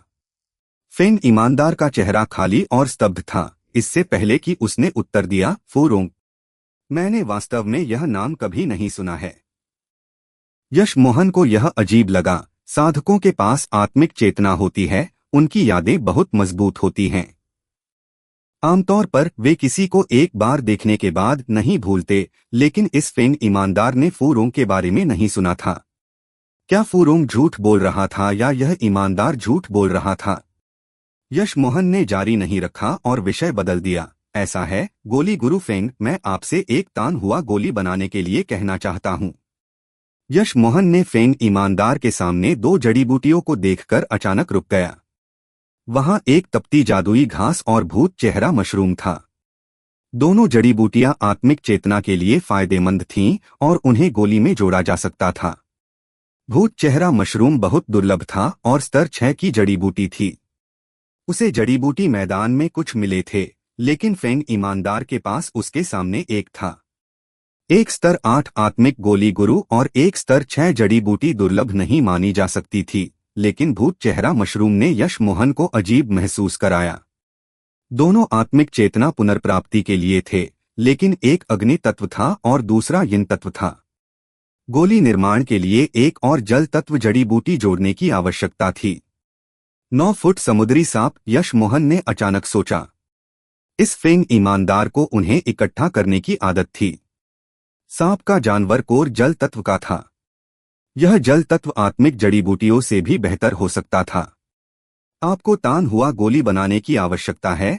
फेंग ईमानदार का स्वर सच्चा था, जैसे वह सुनिश्चित कर रहा था कि यश मोहन वास्तव में इसे चाहता है। यश मोहन ने अपना ध्यान केंद्रित किया और कहा, हाँ, लेकिन मैं एक 9 फुट समुद्री सांप प्राप्त करने में सक्षम नहीं था। क्या मैं अधिक आत्मिक पत्थर चुका सकता हूं? फेंग ईमानदार के गोल चेहरे पर माफी मांगने वाली मुस्कान थी। माफ करना, यह आवश्यक है क्योंकि मेरी बहुत सी जड़ी बूटियां एक दोस्त से हैं और मेरा दोस्त एक आत्मिक जानवर रखता है जो समुद्री सांप के जानवर कोर को खाना पसंद करता है। यश मोहन ने सोचने का नाटक किया जबकि वह फेंग ईमानदार को देख रहा था, लेकिन उसका शांत चेहरा लगभग टूट गया। यश मोहन ने इस बार स्पष्ट रूप से देखा, यह फेंग ईमानदार स्वर्णकोर अवस्था स्तर 9 नहीं था। वह एक खोखली आत्मा अवस्था साधक था। अगर उसने 3 बर्थ चैंट की साधना नहीं की होती और फेंग ईमानदार पर संदेह नहीं होता, तो वह बिल्कुल नहीं बता पाता। यश मोहन ने यू बैशिंग के अंतिम शब्दों के बारे में सोचा और जान गया कि फेंग ईमानदार अनबेई 3 राक्षसों में से एक हो सकता है। इसीलिए वह आत्मिक चेतना पुनर्प्राप्ति गोलियां बना रहा था। यश मोहन ने गाली दी। उसे अभी फूरोंग नहीं मिला था, लेकिन उसे पहले से ही अनबेई राक्षसों में से एक मिल गया था। वह नहीं जानता था कि यह अच्छी किस्मत थी या बुरी। वह बिल्कुल भी पहचान के कोई संकेत नहीं दिखा सकता था। अगर इस फेंग ईमानदार ने कुछ गड़बड़ देखी तो वह इस दुकान से कभी बाहर नहीं निकल पाता। अगर यह फेंग ईमानदार अनबेई 3 राक्षसों में से एक था, तो वह निश्चित रूप से फूरोंग को जानता था। फेंग ईमानदार शायद पहले से ही उस पर संदेह कर रहा था। उस स्थिति में यश मोहन एक पल के लिए हिचकिचाया, फिर कहा, मैं गहरे समुद्र में जाकर देखूंगा कि क्या मुझे 9 फुट समुद्री सांप मिल सकता है। फेंग ईमानदार ने सिर हिलाया और यश मोहन ने जल्दी से कहा, तो मैं पहले जाता हूं। अगर मुझे 9 फुट समुद्री सांप मिल जाए तो मैं फिर आपके पास आऊंगा। यश मोहन ने बिल्कुल भी रुकने की हिम्मत नहीं की। वह तुरंत बाहर निकला और बहुत दूर तक चला गया, इससे पहले कि वह खुद को शांत कर पाता। उसे अभी अभी एहसास हुआ कि उसकी पीठ पसीने से तर थी। वह जानता था कि फेंग ईमानदार चाहे कितना भी घायल हो, एक खोखली आत्मा अवस्था के लिए उसे मारना बहुत आसान था। कड़वी बांस फायदेमंद थी, लेकिन उसे इसका आनंद लेने के लिए जीवित रहना होगा। उसने फूरोंग के बारे में पूछा था, लेकिन फेंग ईमानदार ने उसे नहीं रोका, जिसका मतलब था कि फूरोंग अभी वापस नहीं आया था। अगर फूरोंग वापस आ गया होता तो वह आज बाहर नहीं निकल पाता। यश मोहन का उड़ान जहाज तेज था और फूरोंग घायल था, इसलिए वह शायद पहले ठीक होने के लिए चला गया था। सौभाग्य से उसने बाहर समय बर्बाद नहीं किया, वरना वह सीधे पकड़ा जाता। उसे इस शहर को जल्दी छोड़ना था। यह सोचकर यश मोहन ने तुरंत प्रस्थान किया। फेंग ईमानदार ने यश मोहन की भागती हुई आकृति को देखा और भौहें चढ़ाई। वह मुझसे बहुत डरा हुआ और बहुत घबराया हुआ लगता है, हालांकि मैंने उसे पहले कभी नहीं देखा है। पेई है शहर में फेंग ईमानदार से डरना, हे यह पहली बार है। जब यश मोहन साउथ पीस शहर के टेलीपोर्टेशन गठन पर आया तो उसे एहसास हुआ कि यह दिन में केवल 4 घंटे के लिए खुलता था। टेलीपोर्टेशन गठन अभी अभी उस दिन के लिए बंद हुआ था, उसे इसका उपयोग करने के लिए एक और दिन इंतजार करना पड़ा। यहाँ एक दिन इंतजार करना। यश मोहन जानता था कि अगर वह मरना नहीं चाहता था तो उसे तुरंत जाना पड़ा, क्योंकि अगर फुरोंग वापस आया और फेंग ईमानदार से मिला तो वह कभी नहीं जा पाता। लेकिन वह कहाँ जा सकता था? टेलीपोर्टेशन गठन के अलावा साउथ पीस शहर की ओर एक नाव लेना था। यश मोहन घाट पर आया और आखिरी वाली नाव पर चढ़ने में कामयाब रहा। 20 के उच्च श्रेणी आत्मिक पत्थर का टिकट सस्ता नहीं था, लेकिन यश मोहन के लिए यह कुछ भी नहीं था। अपनी बेताबी में यश मोहन नाव पर चढ़ गया और उसे एहसास हुआ कि 30 के आत्मिक पत्थर का वीआईपी कमरा था, लेकिन यश मोहन अब और परवाह नहीं कर सकता था। वह भाग्यशाली था कि वह नाव पर चढ़ भी सका। यश मोहन को अधिक इंतजार नहीं करना पड़ा, इससे पहले कि नाव घाट से निकल जाती। यह देखकर यश मोहन ने आखिरकार राहत की सांस ली। अगर वह साउथ पीस शहर पहुंच गया तो वह सुरक्षित होगा। फेंग ईमानदार ने अपनी शक्ति छिपाई और मोहे शहर के एक दूरस्थ कोने में गोलियां बनाने के लिए रुका, जिसका मतलब था कि वह सार्वजनिक रूप से अपना चेहरा दिखाने की हिम्मत नहीं करता था। मोहे शहर से साउथ पीस शहर जाने में 6 दिन लगते थे, लेकिन यश मोहन ने यह समय बर्बाद नहीं किया। उसने स्वर्णकोर अवस्था चरम स्तर तक पहुंचने के लिए ब्लू वेन गोली का उपयोग करना शुरू कर दिया। यश मोहन ने अनुमान लगाया कि जब तक वह साउथ पीस शहर पहुंचेगा तब तक वह स्वर्णकोर अवस्था चरम स्तर तक पहुंच सकेगा। फिर वह परीक्षण पट्टिका पर अपना नाम छोड़ेगा और लावण्या और बाकी लोगों की खबर की प्रतीक्षा करेगा। 4 दिन बीत गए, लेकिन वह हेवन ग्लोरी पिल के बजाय ब्लू वेन गोली का उपयोग करने के कारण स्वर्णकोर अवस्था चरम स्तर से थोड़ा दूर था। यह देखकर कि साउथ पीस शहर पहुंचने में अभी 2 दिन बाकी थे, यश मोहन ने अपनी साधना रोक दी और टहलने के लिए बाहर जाना चाहता था, जब उसने बाहर हंगामा सुना। यश मोहन ने भौहें चढ़ाई। क्या हमेशा इतना हंगामा रहता था? देख पर बहुत सारे साधक लग रहे थे। यश मोहन भी वहां गया और अपनी आत्मिक चेतना को बाहर स्कैन किया। यह एक सार्वजनिक क्षेत्र था, इसलिए ऐसा करना ठीक था। उसी समय उसके सामने एक खूनी बाह गिरी। चैप्टर 1017 अपनी श्रेष्ठता मत दिखाओ। यश मोहन ने भीड़ के बीच में एक स्वर्णकोर अवस्था साधक को डेक पर बैठे देखा। उसकी बाईं बाह नहीं थी। दूसरा साधक उससे 10 मीटर दूर था और उसके सिर के ऊपर एक उड़न तलवार घूम रही थी। स्पष्ट रूप से वही था जिसने पहले व्यक्ति की बाह काटी थी। अजीब बात यह थी कि बिना बाह वाला साधक स्वर्णकोर अवस्था स्तर 9 का था, जबकि उड़न तलवार वाला साधक केवल स्वर्णकोर अवस्था स्तर 8 का था। उड़न तलवार वाला साधक बहुत बूढ़ा भी नहीं लग रहा था। यश मोहन को जिस बात ने और अधिक चौंकाया वह यह थी कि बैठा हुआ साधक अभी भी लड़ने में सक्षम था, लेकिन इसके बजाय वह बस नीचे देखता रहा और दूसरे साधक की ओर देखने की भी हिम्मत नहीं की। भीड़ ने थोड़ा सा हटकर रास्ता बनाया। डेक बहुत बड़ा था, कई फुटबॉल मैदानों से भी बड़ा। तुम कटी हुई बाह उठाओ। उस युवा साधक ने देखा कि बाह यश मोहन के सामने गिरी है और यश मोहन की ओर इशारा किया। उसके शब्दों के साथ हत्या की इच्छा भी थी, जैसे वह बर्फ की तलवारें उगल रहा हो, जिससे लोगों को बहुत असहजता महसूस हुई। सभी ने यश मोहन को देखा और फिर उस क्षेत्र की ओर देखा जहां से यश मोहन आया था। यश मोहन ने भी देखा और देखा कि वह सामान्य मार्ग से बाहर आया था। उसे एहसास हुआ कि इस स्वर्णकोर अवस्था स्तर 8 साधक ने शायद सोचा कि उसे धमकाना आसान है और वह अपना दबदबा बनाना चाहता था। एकमात्र स्वर्णकोर अवस्था स्तर 8 ने उस पर एक स्वर्णकोर अवस्था स्तर 9 पर अपना दबदबा बनाने की हिम्मत की। यश मोहन ने ऐसी चीज पहली बार देखी थी। यश मोहन परेशानी पैदा नहीं करना चाहता था, लेकिन अगर वह उसके पास आती तो वह उससे नहीं डरता था। भले ही फेंग ईमानदार उसे मारने की कोशिश करता, वह फिर भी विरोध करता। यशमोहन ने टूटी हुई बाह उठाई और मालिक की ओर फेंक दी। बाह सीधे घाव पर जाकर लगी। साधक को उम्मीद नहीं थी कि यशमोहन ऐसा करेगा और उसने कृतज्ञता से उसकी ओर सिर हिलाया, लेकिन उसने यशमोहन को एक माफी भरी नजर भी दी। उसने कुछ गोलियां खाईं और अपनी बाह पर कुछ जादुई मंत्रों का उपयोग करके खुद को ठीक किया, लेकिन फिर भी उस युवा साधक की ओर देखने की हिम्मत नहीं की। यशमोहन ने जो किया वह स्पष्ट रूप से उसके खिलाफ था। उस स्वर्णकोर अवस्था स्तर 8 का चेहरा तुरंत क्रोधित हो गया। तुम मरना चाहते हो? उसके सिर के ऊपर उड़न तलवार गूंज उठी, मानो मारने के लिए तैयार हो। लेकिन ठीक उसी समय नाव जोर से हिली और लोगों को नाव का शरीर झुकता हुआ महसूस होने लगा। यह नाव एक चलते हुए महाद्वीप की तरह थी। आमतौर पर इतनी विशाल नाव केवल थोड़ी हिलती थी। ऐसा कभी नहीं हुआ था। जब लोगों को पता नहीं था कि क्या हो रहा है, उन्होंने एक तेज चीख सुनी और सभी को तुरंत एहसास हुआ कि खतरा है। एक स्तर 8 समुद्री वर्षा अजगर, किसी ने कहा। वे नहीं जानते थे कि आंतरिक समुद्र में स्तर 8 समुद्री वर्षा अजगर क्यों दिखाई दिया, लेकिन वे लगभग निश्चित रूप से मरने वाले थे। हर कोई नाव से बाहर भागना चाहता था और बचना चाहता था, लेकिन रक्षा प्रतिबंध थे जिन्होंने साधकों को वापस उछाल दिया। नाव अराजकता में थी क्योंकि एक विशाल समुद्री अजगर का सिर प्रतिबंधों के अंदर से झांक रहा था, जो विशाल सिर के लिए कागज की तरह थे। दसियों साधक इससे पहले कि वे प्रतिक्रिया कर पाते भस्म हो गए।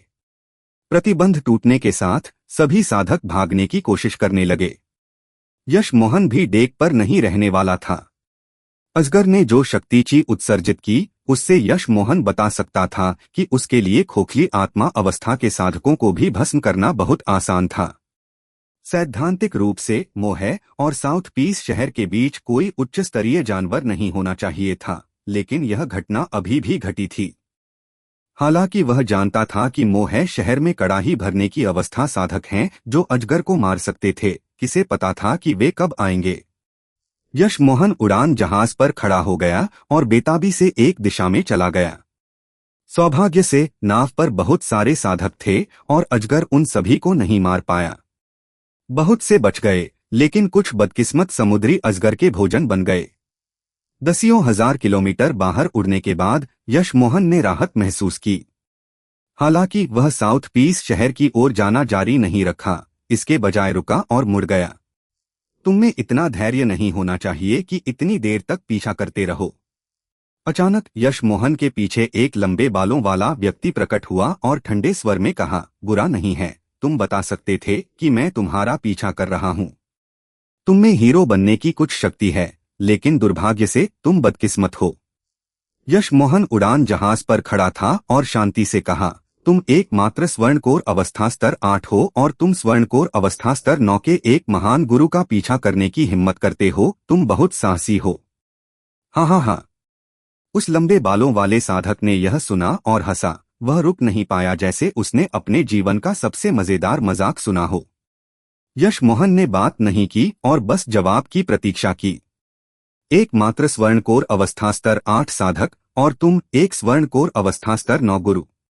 ठीक है, यह पहली बार है जब मैं, तियान आओफेंग, ने किसी को खुद को एकमात्र स्वर्णकोर अवस्था स्तर 8 कहते सुना है। यह पहली बार है जब मैंने किसी स्वर्णकोर अवस्था स्तर 9 को मेरे सामने खुद को गुरु कहने की हिम्मत करते सुना है। तुममें हिम्मत है, बहुत हिम्मत है। लंबे बालों वाले साधक ने हंसकर कहा। यशमोहन ने सिर हिलाया और अधीरता से कहा, अपना नाम दिखाने की कोई आवश्यकता नहीं, मुझे समझ आ गया, तुम्हारा नाम तियान आओफेंग है। लेकिन मैंने यह कभी नहीं सुना है, इसलिए कृपया अपनी झूठी श्रेष्ठता की भावना को दिखाना बंद करो। मेरे पास तुम्हारे साथ खेलने का समय नहीं है। पिताजी को अभी भी परीक्षण चौक पर अपना नाम पट्टिका पर लिखने जाना है। बहुत अच्छा, तुमने मुझे सफलतापूर्वक क्रोधित कर दिया।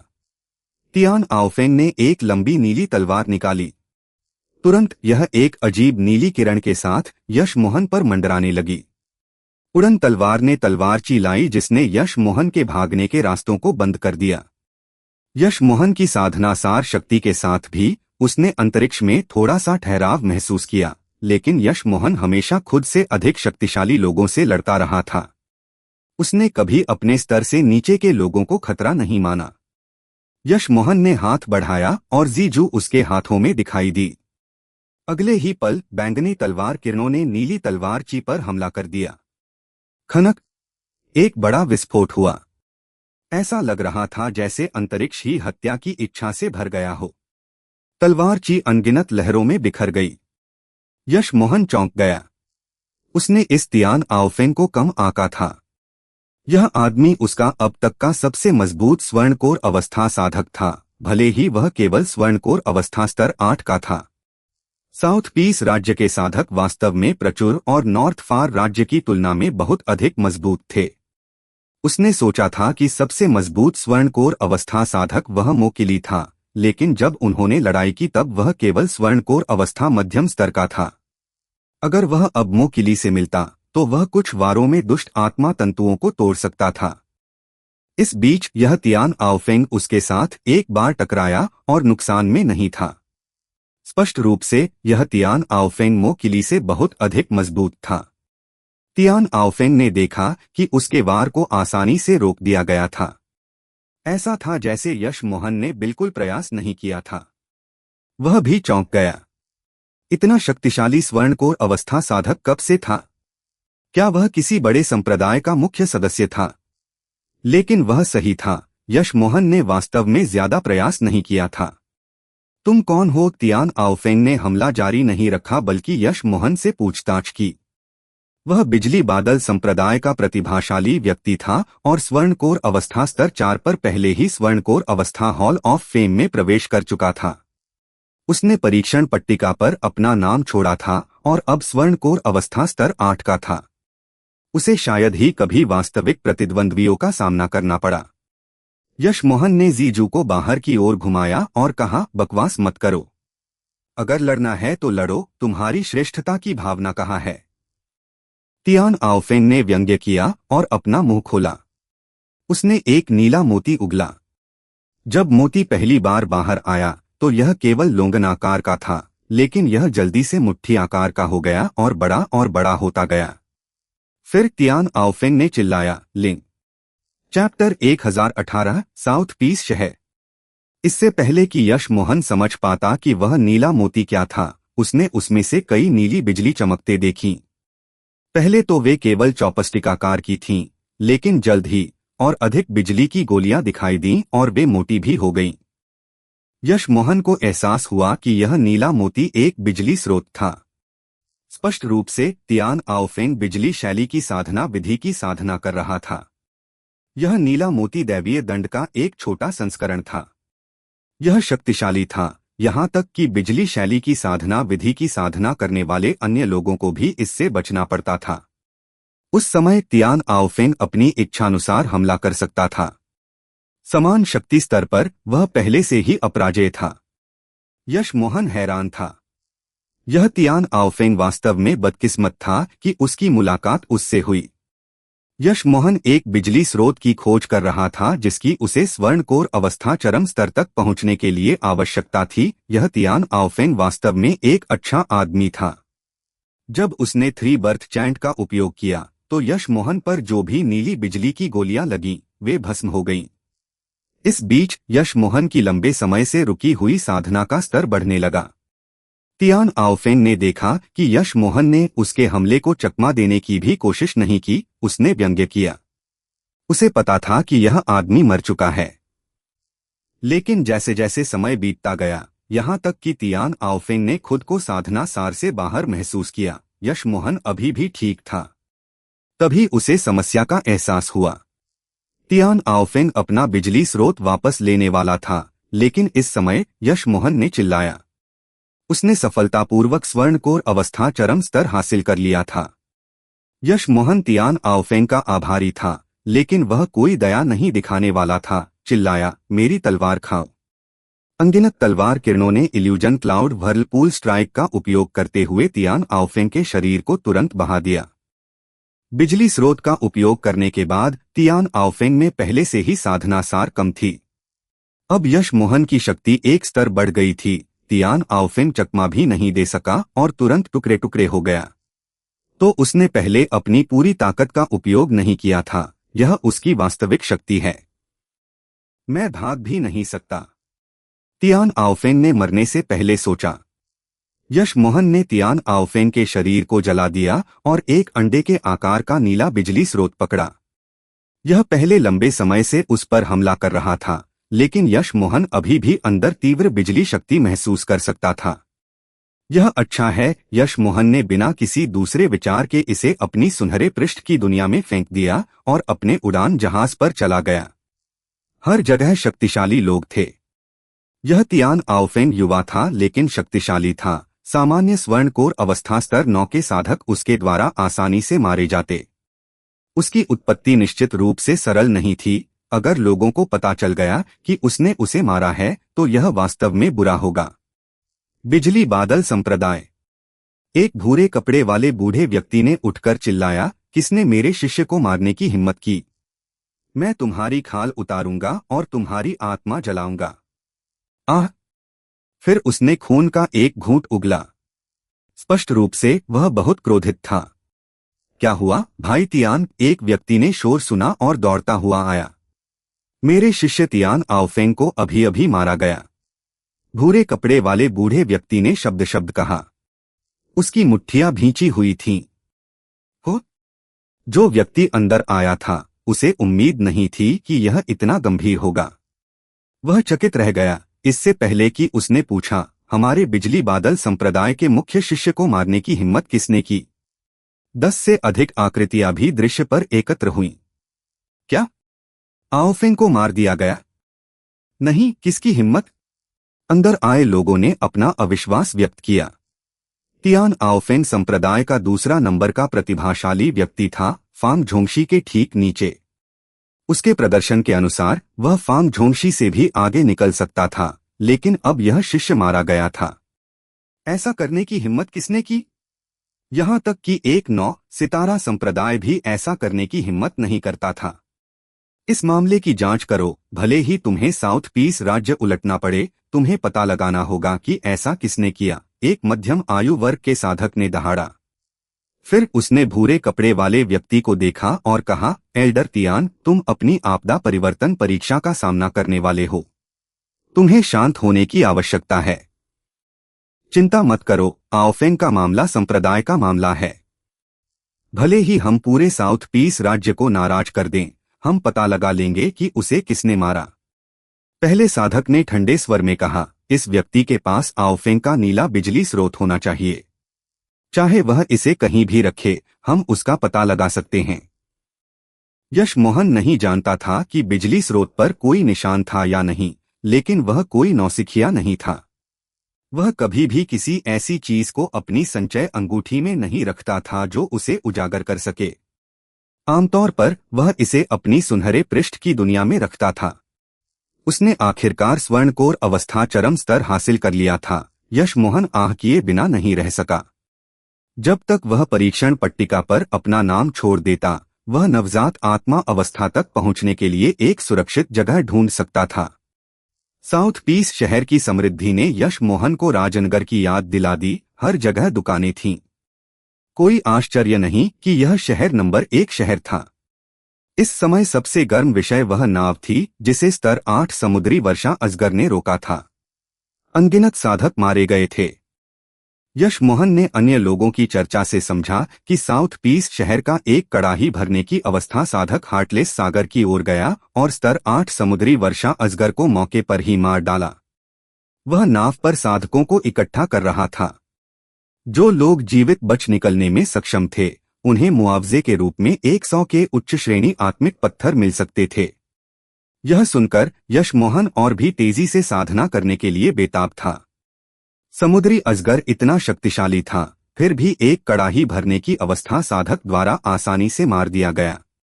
कोई देख सकता था कि एक कड़ाही भरने की अवस्था साधक कितना शक्तिशाली था। अगर वह एक दिन कड़ाही भरने की अवस्था के दुश्मन के हाथों में पड़ गया। यश मोहन ने सिर हिलाया और सोचना जारी नहीं रखना चाहता था। चाहे वह कितना भी चालाक क्यों न हो, वह कभी भी बच नहीं पाता। अचानक यश मोहन वांग यू संप्रदाय का आभारी महसूस कर रहा था। उनके पास एक आपदा परिवर्तन अवस्था साधक था। अगर उन्होंने उसे स्पिरिट रिकवरी पिल बनाने के लिए मजबूर किया होता तो वह उनका बिल्कुल विरोध नहीं कर पाता। कम शक्ति का मतलब था कि तुम एक कीड़े हो। यश मोहन ने आह भरी और अपनी गति तेज कर दी। वह अपनी शक्ल छिपाने के लिए जादुई कलाकृतियां खरीदने के लिए जादुई कलाकृति की दुकानों पर जाना चाहता था। जो लोग जीवित बच निकलने में सक्षम थे उन्हें 100 के मुआवजा मिला। इस तथ्य ने यश मोहन को सतर्क कर दिया। वह साउथ पीस राज्य से परिचित नहीं था, लेकिन वह जानता था कि कुछ भी मुफ्त नहीं होगा। भले ही वह 100 के आत्मिक पत्थर के लिए बेताब था, वह उन्हें लेने नहीं जाता। यश मोहन को एक नए चेहरे को छिपाने वाली जादुई कलाकृति की आवश्यकता थी, क्योंकि 9 परिवर्तन अब मानक के अनुसार नहीं थे। एक खोखली आत्मा अवस्था साधक इसे एक बार में देख सकता था। वह सबसे बड़ी जादुई कलाकृति की दुकान पर नहीं गया, बल्कि एक मध्यम आकार की दुकान पर गया। इसे यूदाओ जादुई कलाकृतियां कहा जाता था। कियानबेई, क्या मैं पूछ सकता हूं कि आप क्या चाहते हैं? एक सुंदर दिखने वाली आधार स्थापना अवस्था की युवा लड़की ने यश मोहन का आतिथ्यपूर्वक स्वागत किया। यश मोहन ने सिर हिलाया। क्या आपके पास चेहरा छिपाने वाली जादुई कलाकृतियां हैं? मुझे अच्छी गुणवत्ता वाली चाहिए। मुझे शीर्ष ग्रेड आत्मिक कलाकृति से नीचे की मत दिखाना। लड़की ने यह सुना और तुरंत जान गया कि यश मोहन कोई गरीब आदमी नहीं था। उसने और अधिक सम्मान के साथ कहा, यूदाओ जादुई कलाकृतियां यहाँ की सबसे बड़ी दुकान नहीं है, लेकिन हमारे पास सबसे अनोखी जादुई कलाकृतियां हैं। मुझे विश्वास है कि आप निराश नहीं होंगे। कृपया मेरे साथ ऊपर चलें। तीसरी मंजिल पर आने के बाद यश मोहन को एहसास हुआ कि इमोर्टल ट्रेजर टॉवर उनकी एक शेल्फ की तुलना में अधिकतम हो सकता था। तीसरी मंजिल बहुत बड़ी थी और अलमारियां निम्नस्तरीय से चरम ग्रेड तक आत्मिक कलाकृतियों से भरी हुई थीं। यश मोहन ने लड़की से पूछा, यह तीसरी मंजिल है, क्या इसका मतलब है कि ऊपर बेहतर जादुई कलाकृतियां हैं? लड़की ने यह सुना और उसकी आंखों में कुछ निराशा देखी जा सकती थी। उसने कहा, हाँ, हमारी 5 मंजिलें हैं। पहली मंजिल पर जादुई कलाकृतियां हैं, दूसरी पर सामग्री, तीसरी पर आत्मिक कलाकृतियां, चौथी पर आत्मिक खजाने और प्राचीन खजाने, और 5वीं पर साधना उपकरण हैं। कियानबेई, क्या आप ऊपर जाना चाहते हैं? यश मोहन ने सिर हिलाया और कहा, चलो चौथी मंजिल पर चलते हैं। जहां तक साधना उपकरण मास्क की बात थी, वह वास्तव में इसे चाहता था, लेकिन अगर एक उच्च स्तरीय साधक इसे देख सकता था तो वह इसे नहीं रख पाता। आत्मिक कलाकृतियां उसके लिए सबसे अच्छी थीं। आत्मिक खजाने आत्मिक कलाकृतियों और साधना उपकरणों के बीच की चीजें थीं। खराब वाले निम्नस्तरीय आत्मिक कलाकृतियों से भी बदतर थे, लेकिन अच्छे वाले साधना उपकरणों के समान थे। आत्मिक खजानों के साथ समस्या यह थी कि उन्हें आत्मिक रूप से नियंत्रित नहीं किया जा सकता था, इसलिए यह आपकी अपनी आत्मिक रूप से नियंत्रित जादुई कलाकृति जितना अच्छा नहीं था। लोग शायद ही आत्मिक खजानों का उपयोग करते थे। अधिकांश आत्मिक कलाकृतियां या साधना उपकरण का उपयोग करते थे। साथ ही आत्मिक खजाने साधना उपकरणों जितने महंगे थे, इसलिए किसी ने उन्हें नहीं खरीदा। लेकिन यह यश मोहन के लिए एक लाभ था, क्योंकि अगर इसे आत्मिक रूप से नियंत्रित नहीं किया जा सकता था तो लोग आसानी से नहीं बता पाते थे कि यह क्या था। चैप्टर 1019 परीक्षण पट्टिका नंबर 1। यश मोहन को आत्मिक खजाने देखने की इच्छा सुनकर तीसरी मंजिल पर कुछ स्वर्णकोर अवस्था साधकों ने सिर हिलाया और कुछ ने तिरस्कारपूर्ण नजरें भी डाली। एकमात्र स्वर्णकोर अवस्था स्तर 9 ने आत्मिक खजाने खरीदने की हिम्मत की। निस्संदेह वह सिर्फ दिखावा करने की कोशिश कर रहा था। स्वर्णकोर अवस्था साधकों के साथ वे लड़कियां यश मोहन के बगल में खड़ी लड़की को दयापूर्वक देख रही थीं। स्पष्ट रूप से उन्हें उस लड़की के लिए बुरा लग रहा था जो एक ऐसे साधक की देखभाल कर रही थी जो अमीर होने का नाटक करना पसंद करता था। ये साधक दुर्लभ थे, लेकिन वे कभी कभी मिल जाते थे। लेकिन साउथ पीस राज्य में ग्राहक देवता थे, और इसके बावजूद कि वे जानते थे कि ग्राहक केवल अमीर होने का नाटक कर रहा था और बिना कुछ खरीदे इधर उधर घूम रहा था, कर्मचारियों को उसके साथ रहना पड़ता था। लड़की ने अपनी निराशा के बावजूद अपने चेहरे पर मुस्कान बनाए रखी और कुछ नहीं कहा। चौथी मंजिल पर तीसरी मंजिल की तुलना में बहुत कम वस्तुएं थीं, नीचे की वस्तुओं का 1% भी नहीं।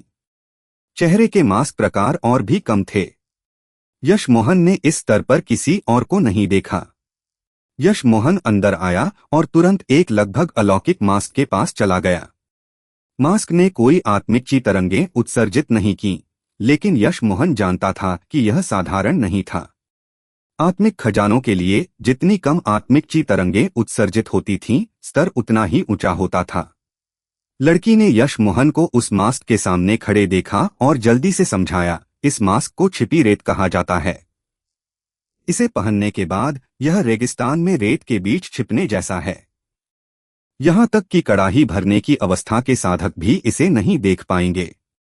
कीमत 3.35 मिलियन उच्च श्रेणी आत्मिक पत्थर है। अगर आप इसे चाहते हैं तो हम 60K की छूट दे सकते हैं। 3.35 मिलियन, यह वास्तव में महंगा था। उसने फूरोंग और दूसरों को कहते सुना था कि एक शीर्ष ग्रेड आत्मिक कलाकृति की कीमत 200 के आत्मिक पत्थर होती है, और उसने सोचा कि यहाँ जादुई कलाकृतियों की कीमतें महंगी नहीं थीं। लेकिन अब उसे एहसास हुआ कि उच्च स्तरीय कलाकृतियां कितनी महंगी थीं। हालांकि यह वस्तु उसके लिए महत्वपूर्ण थी। यश मोहन ने इसे खरीदने का फैसला किया। लड़की ने यश मोहन को हिचकिचाते देखा और कहा, बगल वाला मास्क केवल 520 के आत्मिक पत्थर का है। यश मोहन ने उसे बोलने से रोका और कहा, कोई जरूरत नहीं, मैं छिपी रेत लेता हूं। मुझे अपनी 5वीं मंजिल पर ले चलो, मैं बाद में भुगतान करूंगा। हो? लड़की जल्दी से प्रतिक्रिया नहीं कर सकी। क्या इस व्यक्ति के पास वास्तव में इतने सारे आत्मिक पत्थर थे? 3 मिलियन आत्मिक पत्थर एक निम्नस्तरीय साधना उपकरण खरीदने के लिए लगभग पर्याप्त थे। लेकिन फिर उसने तुरंत प्रतिक्रिया दी और कहा, हाँ, कियानबेई। फिर वह उत्साहित चेहरे के साथ यश मोहन को 5वीं मंजिल पर ले गई। उसे लगा जैसे वह सपना देख रही थी। क्योंकि वह यहाँ नई थी, वह केवल स्वर्णकोर अवस्था साधकों की सहायता कर सकती थी। जहां तक नवजात आत्मा अवस्था साधकों और उससे ऊपर की बात थी, उनकी देखभाल के लिए पुराने कर्मचारी थे। स्वर्णकोर अवस्था साधक आमतौर पर 1 मिलियन आत्मिक पत्थर से कम की वस्तुएं खरीदते थे, शायद ही कभी भुगतान 10 लाख से अधिक होता था। इसलिए उसे मिलने वाला कमीशन भी अधिक नहीं था। लड़की को उम्मीद नहीं थी कि उसकी बारी एक धनी ग्राहक से मिलने की होगी। कमीशन के बारे में सोचकर ही वह बहुत उत्साहित थी। एक आधार स्थापना अवस्था साधक के लिए 0.1% काफी कमाई थी। 3000 उच्च श्रेणी आत्मिक पत्थर। 5वीं मंजिल पर भी कई अलमारियां नहीं थीं। यश मोहन ने गिना और पाया कि 100 से अधिक साधना उपकरण नहीं थे, लेकिन इस दुकान के लिए यह पहले से ही एक बड़ी राशि थी। उनमें से अधिकांश निम्नस्तरीय साधना उपकरण थे, जिनमें कुछ मध्यमस्तरीय साधना उपकरण भी थे। यश मोहन को उन आक्रमण साधना उपकरणों में कोई दिलचस्पी नहीं थी, वह जीजू से बहुत खुश था। साथ ही साधना उपकरणों को देख रहे कई नवजात आत्मा अवस्था साधक थे। भले ही यश मोहन के पास पैसे हों, वह इसे खरीदने की हिम्मत नहीं करता। उन नवजात आत्मा अवस्था साधकों ने यश मोहन को आते देखा और केवल एक बार उस पर नजर डाली। यश मोहन ने सिर हिलाया और जाना चाहता था, लेकिन उसने दरवाजे के पास एक कवच देखा। लड़की जानती थी कि यश मोहन अमीर था और कहा, कियानबेई, यह एक आधा साधना उपकरण कवच है। यह अभी अभी बना है और 1.65 मिलियन है, लेकिन इस पर कोई छूट नहीं है। तो यह सिर्फ एक आधा साधना उपकरण था, लेकिन फिर भी 1.65 मिलियन का था। कियानबेई, लड़की ने पूछा, यह देखकर कि यश मोहन ने उत्तर नहीं दिया। यश मोहन ने सिर हिलाया, ठीक है, मैं वह लेता हूं। ये आत्मिक पत्थर हैं, अतिरिक्त तुम्हारा टिप है। लड़की ने स्टोरेज बैग लिया और अंदर खोजा तो पाया कि वास्तव में 5 मिलियन आत्मिक पत्थर अंदर थे। उसके हाथ उत्साह से कांप रहे थे। उसने न केवल आज 5 मिलियन आत्मिक पत्थर का लेन देन किया, बल्कि इतिहास में सबसे बड़ा टिप भी प्राप्त किया, 50 के आत्मिक पत्थर। ऐसा लगता था कि उसे अब सेल्स असिस्टेंट रहने की आवश्यकता नहीं थी, उसे केवल साधना पर ध्यान केंद्रित करना था। दो वस्तुओं को खरीदने के बाद यश मोहन ने पहली चीज यह की कि एक दूरस्थ स्थान ढूंढकर कवच को आत्मिक रूप से नियंत्रित किया और फिर छिपी रेत पहन ली। 3 मिलियन आत्मिक पत्थर इसके लायक थे, यश मोहन ने खुशी से कहा। छिपी रेत उसके चेहरे पर नहीं दिखाई दे रही थी, लेकिन उसका चेहरा और ची पूरी तरह से बदल गए थे। अब परीक्षण पट्टिका चौक जाने का समय था। यश मोहन ने तुरंत वहां की ओर प्रस्थान किया। यश मोहन चौक पर आया और जब कोई लोग न हो तो अपनी किस्मत आजमाना चाहता था। एक बार उसका नाम दिखाई देने पर वह नवजात आत्मा अवस्था तक पहुंचने के लिए एक जगह ढूंढेगा और फिर वापस आकर गुप्त रूप से लावण्या की प्रतीक्षा करेगा। यश मोहन को जो उम्मीद नहीं थी वह यह थी कि जब वह पहुंचा तो जगह लोगों से भरी हुई थी। यश मोहन किसी से पूछना चाहता था कि क्या हो रहा था, लेकिन उसने बगल में लोगों को चर्चा करते सुना। मुझे आश्चर्य है कि क्या युवा स्वामी शियाओ इस बार फांग झोंगशी को हरा सकता है। यह बहुत मुश्किल होगा। फांग झोंगशी बिजली बादल संप्रदाय का प्रतिभाशाली व्यक्ति है और युवा स्वामी युआन के बराबर है। जरूरी नहीं, आधा साल पहले जब युवा स्वामी फांग ने यहां अपना नाम छोड़ा था तब युवा स्वामी शियाओ भी यहां था, लेकिन उसने कोशिश नहीं की। चूंकि वह अब आया है, इसका मतलब है कि उसे फांग झोंगशी को हराने का भरोसा है। यश मोहन उन दोनों में से किसी को नहीं जानता था, इसलिए वह केवल सुन सकता था। अगर उसने कोई अजीब सवाल पूछा तो वह तुरंत ध्यान का केंद्र बन जाता। बहुत देर बाद यश मोहन को एहसास हुआ कि युवा स्वामी शियाओ स्वर्ण तलवार संप्रदाय का शियाओ फेई था। साउथ पीस राज्य स्वर्ण कोर अवस्था हॉल ऑफ फेम का नंबर 2 था। फांग झोंगशी नंबर 1 और परीक्षण पट्टिका पर 11वें स्थान पर था। शियाओ फेई की एक बहन थी जिसका नाम शियाओ शियुन था, जो साउथ पीस राज्य की 10 सुंदरियों में से एक थी। यश मोहन ने स्वर्ण कोर अवस्था परीक्षण पट्टिका के सामने साधक को देखा। उसने सुनहरे साधक वस्त्र पहने थे और पानी की तरह शांत लग रहा था। वह बिल्कुल नहीं हिल रहा था और बहुत से लोगों को लगा कि व्यक्ति का अस्तित्व ही नहीं है। यश मोहन ने सिर हिलाया। यह आदमी स्पष्ट रूप से तियान आओफेंग से अधिक मजबूत था। अचानक शियाओ फेई से एक शक्तिशाली ची विस्फोट हुआ। चर्चाएं शांत हो गईं। लोग जानते थे कि शियाओ फेई अपना नाम अंकित करने वाला था। शक्ति के उस विस्फोट के बाद सुनहरी आकृति एक सुनहरे उकाब की तरह ऊपर उठी। जब आकृति जमीन से लगभग 35 मीटर के करीब पहुंची तो वह रुकी और जल्दी से शियाओ फेई नाम लिखा। जैसे ही यह लिखा गया, सुनहरी किरण पट्टिका में डूब गई और गायब हो गई। आकृति धीरे धीरे उतरी और चौक सन्नाटे में डूब गया। हर कोई उसके नाम के प्रकट होने की प्रतीक्षा कर रहा था। उतरते ही शियाओ फेई नाम पट्टिका पर दिखाई दिया। इसने मूल 11वें नाम फांग झोंगशी को बदल दिया। एक संक्षिप्त सन्नाटे के बाद चौक तालियों की गड़गड़ाहट में फूट पड़ा। युवा स्वामी शियाओ ने स्वर्ण कोर अवस्था हॉल ऑफ फेम के नंबर 1 फांग झोंगशी को पीछे छोड़ दिया। वह नए नंबर 1 हैं। वह वास्तव में आत्मविश्वास के साथ आया था और केवल आधे साल में फांग झोंगशी को पीछे छोड़ दिया। अद्भुत। चैप्टर 1020 यश मोहन का परीक्षण। शियाओ फेई ने देखा कि उसका नाम फांग झोंगशी के ऊपर था और ऐसा सिर हिलाया जैसे यह वही परिणाम था जिसकी उसे उम्मीद थी। फिर भी उसने शीर्ष 10 नामों को देखते हुए सिर हिलाया। युवा स्वामी शियाओ, बड़े भाई शियाओ। चौक से सभी प्रकार की पुकारें सुनाई दी। शियाओ फेई ने पीछे मुड़कर भीड़ को देखा और मुस्कुराया। अनगिनत तालियों के लिए मुट्ठी बांधकर प्रणाम किया। फिर वह मुड़ा और परीक्षण पट्टिका चौक से गायब हो गया। शियाओ फेई के जाने के बाद लोगों ने और भी जोरदार चर्चा की। कुछ ने अपनी पूरी कोशिश करने और परीक्षण पट्टिका पर अपनी छाप छोड़ने का मन बना लिया। सभी द्वारा सम्मानित होना एक ऐसा सम्मान था जिसे साधक भी मना नहीं कर सकते थे। लेकिन वह सिर्फ एक कल्पना थी। शियाओ फेई के बाद किसी ने अपना नाम लिखने की कोशिश नहीं की। परीक्षण पट्टिकाएं यहां कितने वर्षों से थीं, कोई नहीं जानता। अगर उन पर चढ़ना इतना आसान होता तो हर दिन बहुत सारे लोग कोशिश करते। इसलिए आमतौर पर हॉल ऑफ फेम में आने वाले साधक या जिन्हें आत्मविश्वास था कि वे उसी स्तर पर हैं, वे परीक्षण पट्टिका पर अपना नाम लिखने की कोशिश करते थे। अन्यथा आपको उनकी प्रशंसा के बजाय अनगिनत लोगों का उपहास मिलता। यह रिवाज बन गया था, जो सफल होते थे वे नायक होते थे और जो असफल होते थे वे बेवकूफ होते थे। यहाँ तक कि जिसे आत्मविश्वास नहीं था, अगर वह अपना नाम लिखना चाहता था तो वह तब आता था जब कोई लोग नहीं होते थे। बेशक मुख्य बात यह थी कि प्रत्येक व्यक्ति केवल 2 बार पट्टिका पर अपना नाम छोड़ने की कोशिश कर सकता था। अगर वे दोनों बार असफल हो जाते तो उन्हें फिर कभी मौका नहीं मिलता। इस दूसरे मौके की एक शर्त थी और वह यह थी कि आपको पहली बार में चढ़ना होता था, अन्यथा आपको ऐसा करने का कभी मौका नहीं मिलता।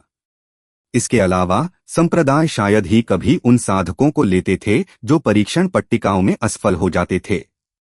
ऐसा इसलिए नहीं था क्योंकि वे अपनी सीमाएं नहीं जानते थे, बल्कि इसलिए क्योंकि जो असफल होते थे उनमें आमतौर पर एक मानसिक बाधा उत्पन्न हो जाती थी जो उनके लिए साधना के मार्ग पर उच्च स्तरों तक पहुंचना कठिन बना देती थी। सभी साधक प्रभावित नहीं होते थे, कुछ इसके बजाय और भी कड़ी मेहनत करते थे, लेकिन ये साधक काफी दुर्लभ होते थे। यश मोहन ने लोगों की विशाल भीड़ देखी और अपना नाम लिखने की कोशिश नहीं की। उसने एक शीर्ष ग्रेड मास्क पहना था, लेकिन फू रोंग जानता था कि वह यहाँ आएगा। उसे तब तक इंतजार करना पड़ा जब तक सभी चले नहीं जाते, इससे पहले कि वह अपनी चाल चल सके। इससे पहले उसे यह भी सुनिश्चित करना था कि फू रोंग नहीं देख रहा था। यश मोहन को यकीन था कि साउथ पीस शहर में बहुत कम लोग उसका नाम जानते थे। गर्मागर्म चर्चा के बीच 2 लोग अंतः उत्साह को रोक नहीं सके और पट्टिका पर आकर कोशिश करना चाहा। एक को केवल 15 मीटर पर रोका गया और उसने अपना नाम अंकित किया। पट्टिका ने बिल्कुल भी प्रतिक्रिया नहीं दी। दूसरा आदमी किसी तरह 18 मीटर से आगे निकल गया, लेकिन उसका नाम भी नहीं दिखा। भीड़ के उपहास के बीच दोनों लाल चेहरों के साथ चले गए, लेकिन कुछ लोग उन्हें पहचानने में सक्षम थे। उन्होंने न केवल कोशिश करने का अपना दूसरा मौका खोया बल्कि एक नकारात्मक उदाहरण के रूप में भी इस्तेमाल किए गए। इसके साथ भले ही अधिक लोग अपना नाम अंकित करना चाहते थे, किसी ने हिम्मत नहीं की। यश मोहन नहीं गया। उसने बैठने के लिए एक जगह खोजी और चुपचाप इंतजार करने लगा। उसे पट्टिका पर अपना नाम जितनी जल्दी हो सके छोड़ना था और फिर नवजात आत्मा अवस्था तक पहुंचने के लिए छिप जाना था। फिर वह वापस आकर लावण्या और नैना शुक्ला की खबर की प्रतीक्षा करेगा। आधी रात को लोग धीरे धीरे चले गए, जब तक कि चौक पर केवल कुछ लोग खड़े नहीं थे जो अन्य साधकों की सफलता को महसूस करने की कोशिश कर रहे थे। यश मोहन जानता था कि भले ही वह और इंतजार करे, लोग कम नहीं होंगे, इसलिए वह उठा। अब कोशिश करने का सबसे अच्छा समय था। यश मोहन पट्टिका के पास चला गया। एक अच्छी दिखने वाली लड़की वहां अपनी आंखें बंद किए खड़ी थी, जैसे कुछ महसूस कर रही हो। क्या आप कृपया हट सकती हैं? यश मोहन ने पूछा। लड़की जानती थी कि यश मोहन यहाँ है, लेकिन उसने यश मोहन के बोलने तक अपनी आंखें बंद रखीं। क्या मेरे यहाँ खड़े रहने से तुम प्रभावित हो रहे हो? यश मोहन ने सिर हिलाया। हाँ तुम हो, मैं कोशिश करना चाहता हूँ। क्या तुम कोशिश करना चाहते हो? लड़की चिल्लाई। इससे पहले कि वह बात करना जारी रख पाती, एक अन्य पुरुष साधक दौड़ता हुआ आया। वह यश मोहन के पास चला गया और मुट्ठी बांधकर प्रणाम किया। मित्र, मेरी बहन युवा स्वामी शियाओ की बहुत प्रशंसा करती है। वह शियाओ की ची को महसूस करने के लिए यहाँ नहीं जाना चाहती थी। कृपया किसी भी रुकावट के लिए उसे माफ करें। यश मोहन ने इस पुरुष साधक पर नजर डाली। वह स्वर्णकोर अवस्था स्तर 3 का था, लड़की से 2 स्तर ऊपर। यह स्पष्ट था कि वह अपनी बहन को पसंद करता था। यश मोहन को इस पुरुष साधक पर दया आई। जो महिला उसे पसंद थी वह दूसरे पुरुष के प्रति आकर्षित थी। वह बगल में उसका इंतजार कर रहा था जबकि वह दूसरे पुरुष की ची महसूस कर रही थी। यश मोहन ने इस जोड़े को बिना कुछ कहे देखा। भाई, उसने कहा कि वह कोशिश करना चाहता है। लड़की ने अचानक कहा। क्या तुम कोशिश करना चाहते हो? पुरुष साधक की भी यही प्रतिक्रिया थी। यश मोहन ने सिर हिलाया। हाँ, लेकिन मुझे लगता है कि तुम्हें मेरी बजाय अपनी बहन की अधिक परवाह करनी चाहिए। वह जानता था कि भले ही यह पुरुष साधक अपनी बहन को जीत ले, वे तब तक खुश नहीं रहेंगे जब तक कि वह शियाओ फेई जैसी कोई महत्वपूर्ण उपलब्धि हासिल नहीं कर लेता। पुरुष साधक ने स्पष्ट रूप से उसकी बातों पर ध्यान नहीं दिया, लेकिन अपनी बहन को एक तरफ खींच लिया और यश मोहन को देखकर मुस्कुराया। तुम पहले कोशिश कर सकते हो, मेरी बहन बाद में वापस आ सकती है। यश मोहन स्वर्णकोर अवस्था चरम स्तर का था, जबकि वह केवल स्वर्णकोर अवस्था स्तर 3 का था और उसकी बहन केवल स्वर्णकोर अवस्था स्तर 1 की थी। स्पष्ट रूप से वह यश मोहन को नाराज करने की हिम्मत नहीं करता था। दोनों के जाने के बाद लड़की ने घृणा का चेहरा दिखाया। उसे यश मोहन से घृणा थी क्योंकि यश मोहन ने उसे दूर धकेल दिया था, या शायद इसलिए क्योंकि इस ढीठ आदमी ने बड़े भाई शियाओ की नकल करने की हिम्मत की थी। शेष साधकों ने यश मोहन को नोटिस भी नहीं किया और यश मोहन को उम्मीद थी कि ऐसा ही होता रहेगा। यश मोहन परीक्षण पट्टिका के सामने खड़ा हुआ और अपनी आत्मिक चेतना से चारों ओर स्कैन किया। एक बार जब उसे यकीन हो गया कि बगल में कोई छिपा नहीं है, तो उसे आश्वस्त महसूस हुआ। उसने कोई तैयारी नहीं की और अपनी साधना सार को प्रसारित किया, आकाश में उड़ गया।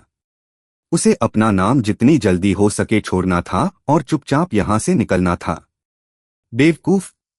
लड़की ने देखा कि यश मोहन ने कोई तैयारी भी नहीं की और बस कूद गया। पुरुष साधक ने जल्दी से उसकी बाह खींची। बहन, वह व्यक्ति स्वर्णकोर अवस्था चरम स्तर का है, ऐसा मत कहो, क्या होगा अगर वह सुन ले? लड़की ने होंठ मरोड़े, तो वह क्या है? उसे हंसे जाने का डर है, इसलिए वह रात में आता है और गैरतत्व के कपड़े पहनता है। शियाओ जैसा प्रतिभाशाली व्यक्ति शुद्ध धातु तत्व है और इसलिए सुनहरे कपड़े पहनता है। पुरुष साधक चुप हो गया। वह जानता था कि जब उसकी बहन शियाओ फेई का जिक्र करती है तो वह किसी भी बात पर बहस नहीं कर सकता, वरना वह खत्म हो जाता। इस बीच जब यश मोहन ऊपर उड़ा तो चौक पर साधकों ने तुरंत देखा। वे कभी भी किसी को कोशिश करते हुए देखने का मौका नहीं छोड़ते थे। हालांकि साधक ने केवल रात में कोशिश करने की हिम्मत की, यह अभी भी बात करने लायक बात थी। लेकिन चाहे कितनी भी देर हो, उसका नाम तुरंत पता चल जाता।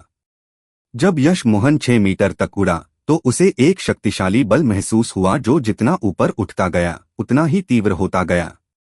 उसे आखिरकार एहसास हुआ कि लोग केवल एक निश्चित ऊंचाई तक ही क्यों पहुंच सकते थे। जैसे जैसे उसने अधिक साधना सार का उपयोग किया, वह और भी तेजी से ऊपर चढ़ता गया। जब वह 15 मीटर पर था, उसने दबाव के अलावा एक शक्तिशाली हत्या की इच्छा महसूस की, जैसे कि अगर वह वापस नीचे नहीं गया तो वह दबाव के तहत नष्ट हो जाएगा। तो दोस्तों, आज के चैप्टर्स यहीं समाप्त होते हैं। बहुत जल्द हम नए और रोमांचक चैप्टर्स के साथ फिर हाजिर होंगे।